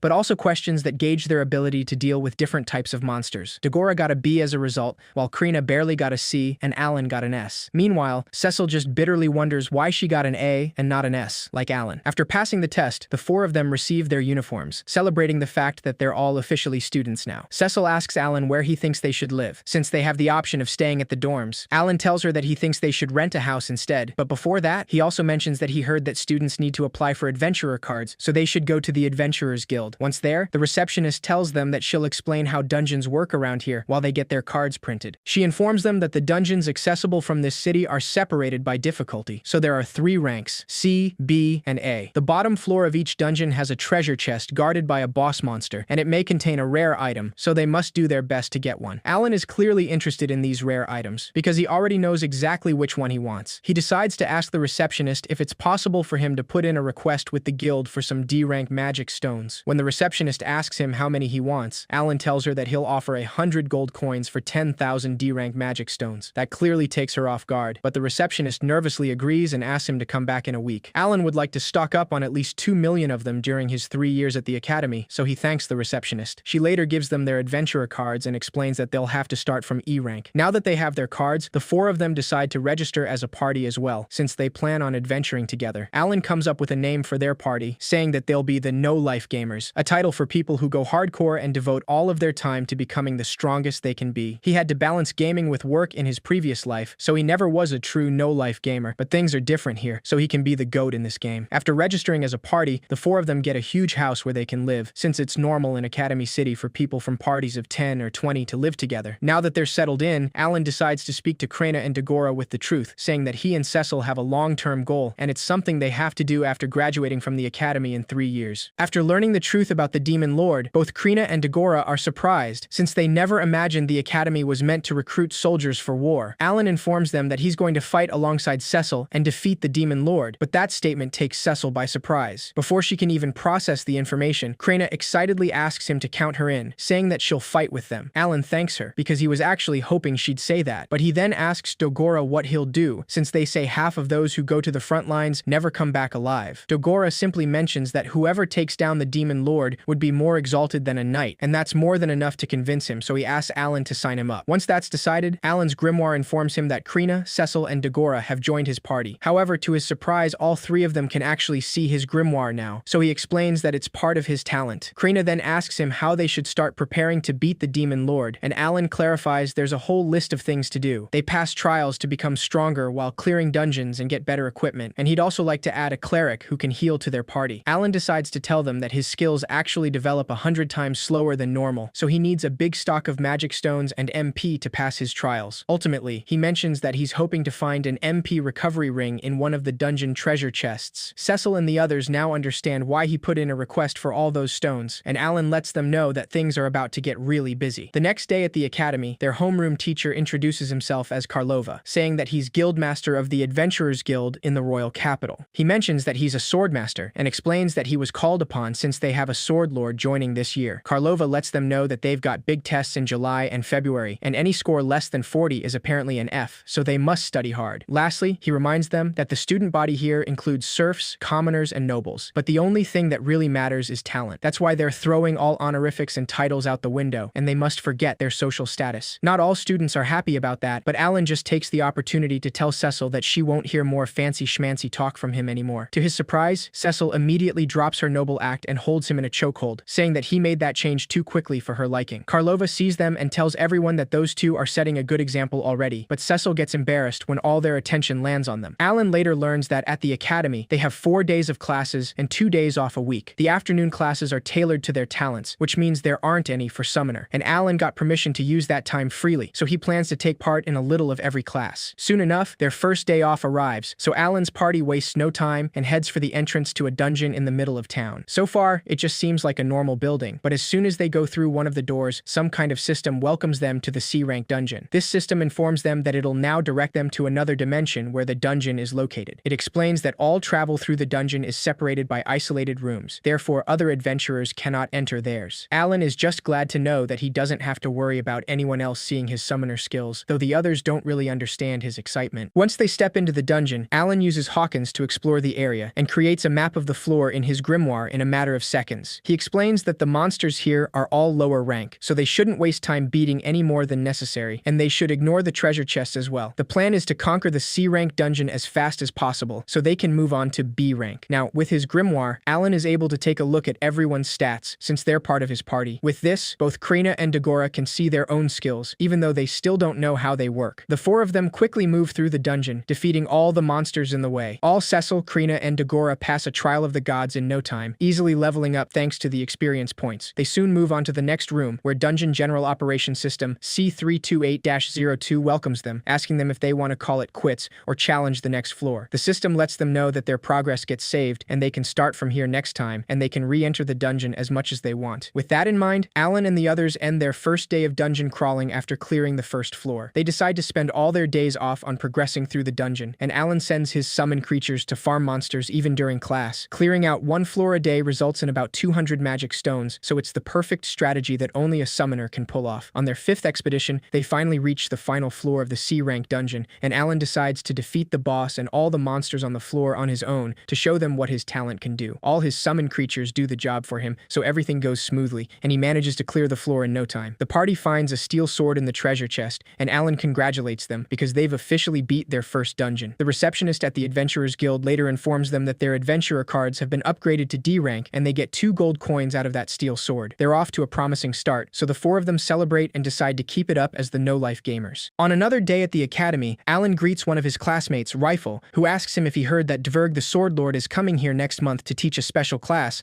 and the hero apparently will be coming with him too. Alan is excited to hear about Dverg the Sword Lord, but he's not impressed to hear the hero's name at all. When the class begins, Karlova informs them that 3 months from now, over summer break, they'll be tasked with beating a dungeon, and anybody who fails will be expelled. One of the rules is that they can only form parties of 8 or less, and they can't get help from seniors or anybody from outside the academy. Karlova warns them that they must be aware that a number of students die during this every year, so they have to make sure they're well prepared. Without wasting any time, one of the students stands up and announces that he's recruiting for his party, so he wants to know if there are any spear or axe users in this class. Another student does the same and says that he's looking for mages, and soon everyone in the class tries to form their parties. Several students approach Krina since they definitely want a sword lord in their party. Alan is aware that they're using an old recruit from chat strategy, inviting strangers into their party to accomplish a short-term goal. Krina asks him for help, so Alan decides to show them how to really do this. He stands in front of the class with his party and announces that they're also looking for one person with a healing talent to join them. Alan lets them know that the 4 of them have already conquered 2 C-rank dungeons, and he shows them his D-rank adventurer card as proof. He then explains that they typically go dungeon crawling twice a week, so they have to dedicate at least 1 day a week to join their party. Alan also mentions that they split all treasure evenly, and since they're a small party, that means bigger profits overall, so they can't miss out. Despite how appealing that sounds, during lunch, Cecil tells him that nobody came to take up his offer, so maybe there are no clerics in their class. Alan tells her that it's probably because most kids with a healing talent get taken in by the church, and he figured it wouldn't be simple anyway. Just then, a boy from their class approaches Alan and introduces himself as Keel, saying that he happens to be a cleric and that he'd be interested to hear more about his party if he's still looking for a healer. Alan internally cheers and instantly agrees, asking him to have a seat so they can discuss it over lunch. Keel hesitates and tells him that he's trying not to eat during the day, so he's only having water. Alan is a little confused by this since he doubts this guy needs to be on a diet so extreme. He simply tells him that it wouldn't feel right if they just ate while he has nothing, so he insists and asks him to let him treat him to some food. Keel hesitantly accepts the offer after his insistence, and to everyone's surprise, he actually eats a lot despite what he said. Alan realizes that he was actually hungry all along, which confuses him even more. Keel eats all the food in a matter of seconds and decides to immediately cut to the chase, asking him how rich they get from dungeons. Alan informs him that as of right now, they each earn 20 to 40 silver coins per dungeon clear. cleared. Keel can't hide his shock at that number since it's clearly more than he expected, so he asks him if he can join them on a trial basis. Alan obviously agrees because they need a cleric right now, so Keel tells him that they can count him in next weekend. Krina cheers and offers him some of her food, telling him that they're glad to have him. Dagora also offers him some veggies, so Keel thanks them both, but he asks Alan why so much politeness. Alan just smiles and asks him not to let him bother him, but deep down, he knows it's because he can't let a precious cleric slip away, so he'll butter him up as much as he has to. The following weekend, Alan's party dives into the dungeon with Keel, who's surprised to feel powered up all of a sudden after Krina defeats a monster. Alan explains that it's something normal, and it's because he passed a trial of the gods. Keel is a little confused by this because he hasn't even done anything, but Alan informs him that being friends in the same party means they all get stronger when anyone beats a monster. On the third day of their dungeon crawl, they finally find the boss monster for the final floor. This time, Alan lets Krina, Cecil, and Dagora do their thing without interfering, so he just watches them with Keel. Cecil uses her magic to cast a flame lance against the goblins, while Dagora makes use of his axe user talent. The boss monster launches a magic attack towards them, so Krina quickly dodges it, but the attack is directed at Keel, who has no time to react. Just before the attack hits him, Alan summons Braun right in front of him to protect him, making sure he's okay. Krina then defeats the boss and apologizes to Keel for that, since he was almost hit. Dagora complains about the cut on his arm, saying that he was so distracted trying to use his skill that he let his guard down. Keel approaches him without a word and uses his skill to heal the wound in just a few seconds, so Dagora thanks him. Alan thinks it's a shame he can't see his stats, since he's only a guest, but he decides to ask him how he learned how to use healing magic. Keel tells him that he learned by using it on wounded people at the church, and they told him he could earn 10 silver coins a day, so he spared no effort to learn it. Alan admits that it's a well-paying job, and Krina just says that she's jealous they can use skills. Keel quickly tries to make her feel better and clarifies that it took him 2 months of practice to get it right. He completely forgets about it when the treasure chest suddenly appears in the room, causing him to run directly towards it to check their reward. Alan mentions that it's a silver treasure chest, so they got lucky today. The treasure chest contains a mithril buckler, so as soon as they get out of the dungeon, Alan sells it for 15 gold coins. Keel immediately asks him if they'll split it evenly, so Alan confirms it and gives him 3 gold coins and a fifth of all the magic stones they got today, which he can exchange for even more money. That leaves Keel pretty satisfied, and Alan notices that he seems way more focused on the money than their summer break assignment. He can't complain though, because that actually works better for them. Since everything went very smoothly, Alan decides to ask him how he feels about joining their no-life gamers party. He mentions that they've rented a house that they all live in together, so he wants to know if he's interested. Everyone is eager to welcome him into their party, but Keel apologizes and tells them that he'll have to pass. After all, he heard having the cleric talent is a big deal at the academy, so he wants the option to work with other parties that might pay more to have him. He doesn't plan on being exclusive to one, because he needs to earn as much as he can. With that clear, Keel simply leaves, and Alan assumes that he wants to be freelance. A month later, Alan's summoner skill finally levels up, so he immediately goes out for some practice, celebrating the fact that he's hit his next milestone. His card inventory is up to 60 now, and he has unlocked the Awaken skill, though he doesn't know what kind of skill that is yet. He goes to a C-rank dungeon to test it, and ends up spending most of his money in magic stones. He thinks it was totally worth it though, because after 2 years and 11 months, he finally gets some new faces on the roster. Without waiting another second, he summons all his new C-rank creatures, including a beast type called Bacon, a bird type called Fran, an insect type named Pion, a fish type named Finny, and a stone type named Steely. Lastly, there's also a grass type eggplant named Mapo, which has a lot of MP. After summoning all these creatures, Alan wastes no time and decides to unlock the newest type of summon creature. By trying all the possible combinations, he creates a new type of summon, a rank C spirit type. When he summons it, a doll-like spirit greets him, so Alan assumes she can talk because of her high intelligence stat. The spirit asks him to give her a name, so Alan decides to call her Maria, which makes her really happy. As she floats around the room, Alan is surprised to see that she can phase through walls, and she reminds him it's because she's a spirit. This will definitely come in handy during dungeon crawls, and Maria also lets him know that she can pop into the dreams of any humans he wishes to curse with nightmares too. Alan thanks her and declines the offer, of course, moving on to test his new Awakened skill. When he uses the skill on Denka, he gains the Swarm Awakened ability, which allows Denka to multiply itself. Alan gets a little startled at first, but he just assumes that's another powerful weapon to add to his arsenal, and he's glad he didn't try using it in the house. The next day at the academy, all the students are excited to see Dverg the Sword Lord, Sylvia the Sword Lord, and Helmios the hero. Alan just hopes that Helmios notices Dverg is a way more popular champion than him. Karlova informs all the students that the three of them took time to pay a special visit to their academy today, so he wants to know if anybody has questions for them. Krina immediately speaks up and asks Dverg how she can learn how to use skills. Dverg asks her why she wants to use skills, and Krina tells him that she wants to become stronger, like Alan. Helmios lets him know that she's talking about the raven-haired boy he told him about before. Dverg glances at Alan for a second, and then asks Krina to come with him, so Helmios and Sylvia focus on the rest of the class. Alan, Cecil, and Dagora go with Krina to see her training with Dverg, who asks her to strike at him and focus her mind on using her skill. Alan observes attentively because he wants to see how well Krina stacks up against a veteran with 40 years on the front lines. Krina attacks Diverg while saying the name of her skill, Slash, but Diverg easily blocks her and tells her that's no skill. He pushes her backwards with just a move of his sword, but Krina doesn't give up and lunges at him again, repeatedly trying to use the Slash skill. Diverg simply continues repelling her attacks with ease, asking her if she wants to give up and take a year to learn the proper way instead. Krina refuses to give up and decides to keep going, no matter how many times he makes her fall. Alan understands that she must already feel like she's behind, since both he and Cecil can use skills. By the time the sun sets, they're still going at it, even though Krina is already exhausted. Alan continues watching in silence, hoping that Diverg finally gives her some real advice at least. When Krina falls again, Diverg asks her if she wants to call it quits, but Krina manages to stand back up, saying that Alan wouldn't give up in her shoes because he's never been the type. She explains that whenever she saw him, he was challenging himself or racking his brains about something because he's chasing after a big dream, so she needs to step it up and get tougher. Her determination surprises everyone, and Diverg tells her that in that case, she must empty her mind of everything but her skill and throw her full might at him. Krina decides to do just that, suddenly raising her sword with a blank expression and saying the word Slash once. Without realizing it, a single move of her sword manages to fracture Diverg's sword when he blocks her, sending a powerful shockwave around them. Just like that, Diverg finally acknowledges her, saying that she did well and that she must remember this moment. Krina smiles when she realizes that it worked, but she instantly collapses, so Alan runs to catch her. Diverg then explains that he got the feeling she was more suited to hands-on learning instead of watch and mimic, but he's impressed she did it in just one day. Alan uses a leaf of life on her, so Krina instantly recovers and thanks Diverg for the lesson. Helmios just thinks that it takes a real maniac to go that hard on a 12-year-old, and Alan couldn't agree more. Putting that aside, Helmios asks him if he's going to tell him what this big dream of his is, but Alan only smiles and clarifies that he'll find out after he's convinced he can trust him. The following weekend, Alan introduces his party to Maria, letting them know that she's going to live with them as a bodyguard of sorts. He also shows them one of his newest summons, Fran, which they can use for fast transportation and to save some energy. This makes dungeon crawling smoother, and Krina now can use her skill whenever she wants, so they all get C-rank adventurer status in no time. Alan tells everyone that they should celebrate with a feast, saying that it'll also be a welcome party for Keel. Despite this, Keel tells him that he can't do that because he would feel bad for his family. He explains that everybody moved here with him after he enrolled in the academy, but it's been hard to make a decent living because they have no connections here. That's why enjoying a feast on his own would make him feel guilty. Alan tells him that it just so happens that they're looking to hire someone to help with chores around the house, so he wants to know if his family would be willing to do that and live with them at the same time. Keel is a little shocked by the offer, and Alan explains that they have plenty of empty rooms they can use, and naturally, they'll pay a fair salary. When Keel asks him why he'd go that far, Alan tells him it's because they're friends and because it's hard to watch him live in poverty. Cecil agrees with him and suggests splitting their treasure from the dungeon 6 ways instead. She explains that the extra 1/6 would be used as the salary for Keel's family, and in return, he would give all his magic stones to Alan. Krina clarifies that Alan needs a bunch of magic stones to get his level up, so this deal would benefit them both. After thinking about it for a moment, Keel thanks them and decides to accept the deal, so he later shows up at their house with his family. Alan gladly welcomes them, though he's a little surprised when he doesn't see any parents with them. Keel's younger sister introduces herself as Nina and tells them that they're most grateful to be invited into their home. Alan invites them inside for the feast, saying that there is plenty of food to go around, so they can help themselves to seconds if they want. Keel tells him that he can stop being so formal around him, so Alan easily accepts, but he notices that Keel's name hasn't shown up in his grimoire, even though they're friends now. Cecil tells Keel that she's surprised to learn that he's a member of nobility, and mentions that the way his sister introduced herself was a dead giveaway. Keel clarifies that they're former nobles, to be exact, because their family was stripped of their titles, which is how he ended up living with his sister and their servants who had no place to go. Cecil apologizes for bringing it up, but Keel tells her it's no problem for him, since he's used to the commoner lifestyle, but he's more worried about his sister. Nina tells him that she will do her part to help with the chores just like everybody else. Dagora reassures them and says that they don't care about social status, and Alan lets them know that he and Krina actually rose up from serfdom. That clearly surprises them, and Keel admits that it makes sense for Krina, but he can't believe Alan has that kind of background, since he actually thought he and Cecil were both from nobility. Cecil tells him that he's half right because she is actually a noble, but she clarifies that they don't have to worry about that, since they're all equals at the academy. Alan lets them know that they're from a village out on the frontier, and Cecil is the daughter of the baron who rules over it. The moment Cecil mentions it's the Granville fiefdom, Keel suddenly stands up abruptly and looks at her with hatred and rage, exclaiming that it's all her fault and that she destroyed the Carnell family. That's when he reveals that he's the son of Cabroni Carnell and explains that a royal messenger told him everything, so he knows it was all a plot by the Granville family. Alan just then realizes that the talentless daughter who Carnell came to brag about that one time at the Granvilles is Nina, and his son with a talent is Keel. Cecil tries to remain calm and tells Keel that he's been misled, so she'll be be happy to explain everything once they have everyone else leave the room. Once they're alone, Cecil explains that Viscount Carnell was trying to steal the Granville fiefdom's mithril mining rights, and part of his plan involved hiring assassins, who then captured both her and Alan, her manservant. She was able to escape safely with Alan's help, and afterwards, her father appealed directly to the king, and all the perpetrators were incarcerated. Cecil clarifies that she won't deny the fact that her father had a role in the end of the Carnell family, but she thinks there is no shame in that. Keel is clearly shocked by the information because he never thought his father would be capable of doing such terrible things. He confesses that his father took good care of him until he turned 5, at least from what he remembers, but everything changed after the appraisal ceremony. He was clearly not happy about his results, and that's where his childhood memories of his parents ended. He was separated from his family and had to move to another town, where he lived on a small allowance and didn't get any of the education typical for nobles. A tutor showed up when he turned 10, and hearing that his father had sent one to prepare him for the academy was exciting. It felt like he was still part of the Carnells, like he had his own role to play, until October last year, when his allowance stopped coming without any explanation. Nina then showed up with some servants who were now jobless with his parents gone. That's when he started working at the church, and a royal messenger visited them just before the end of the year, saying that the Carnell family had been dissolved due to a plot by the Granvilles. He also heard about the nobles' duty to defeat monsters, and they told him if he served for 5 years, the king had granted permission to forgive all their crimes and reinstate the nobility of the Carnells, with him as the head of the family. Cecil is a little confused by this, because it should only be 3 years, normally. Alan knows that this means there are still more royal messengers scheming out there. Keel apologizes for what his father did, and tells Cecil that he won't hold it against her if she wants to kick them out of their house. Even so, he's going to do whatever it takes to restore the Carnells to nobility, and he will fill in his father's shoes to make sure their family has a place to call home again. Alan tells him that the 4 of them also have a goal to achieve, and they're all on the same path, so he should serve in the war with them. Half of those sent to the front lines die within 3 years, and the death rate is even worse for 5 years, but he doubts the royal messenger mentioned that to him. They have to get much stronger to have any hope of defeating the Demon Lord, and a huge part of that is having him join their team. Everyone tries to convince Keel to join them, even if he insists, and says that all he does is to achieve his own personal goals. Cecil tells him that she'll be the first Granville to ever live under the same roof as the Carnells, but she's okay with that. Alan reminds him that he doesn't have to shoulder all the burden by himself, so they can all give it their best together. All their kind words bring him to tears, so Keel finally accepts, and Alan's grimoire informs him that he has officially joined his party.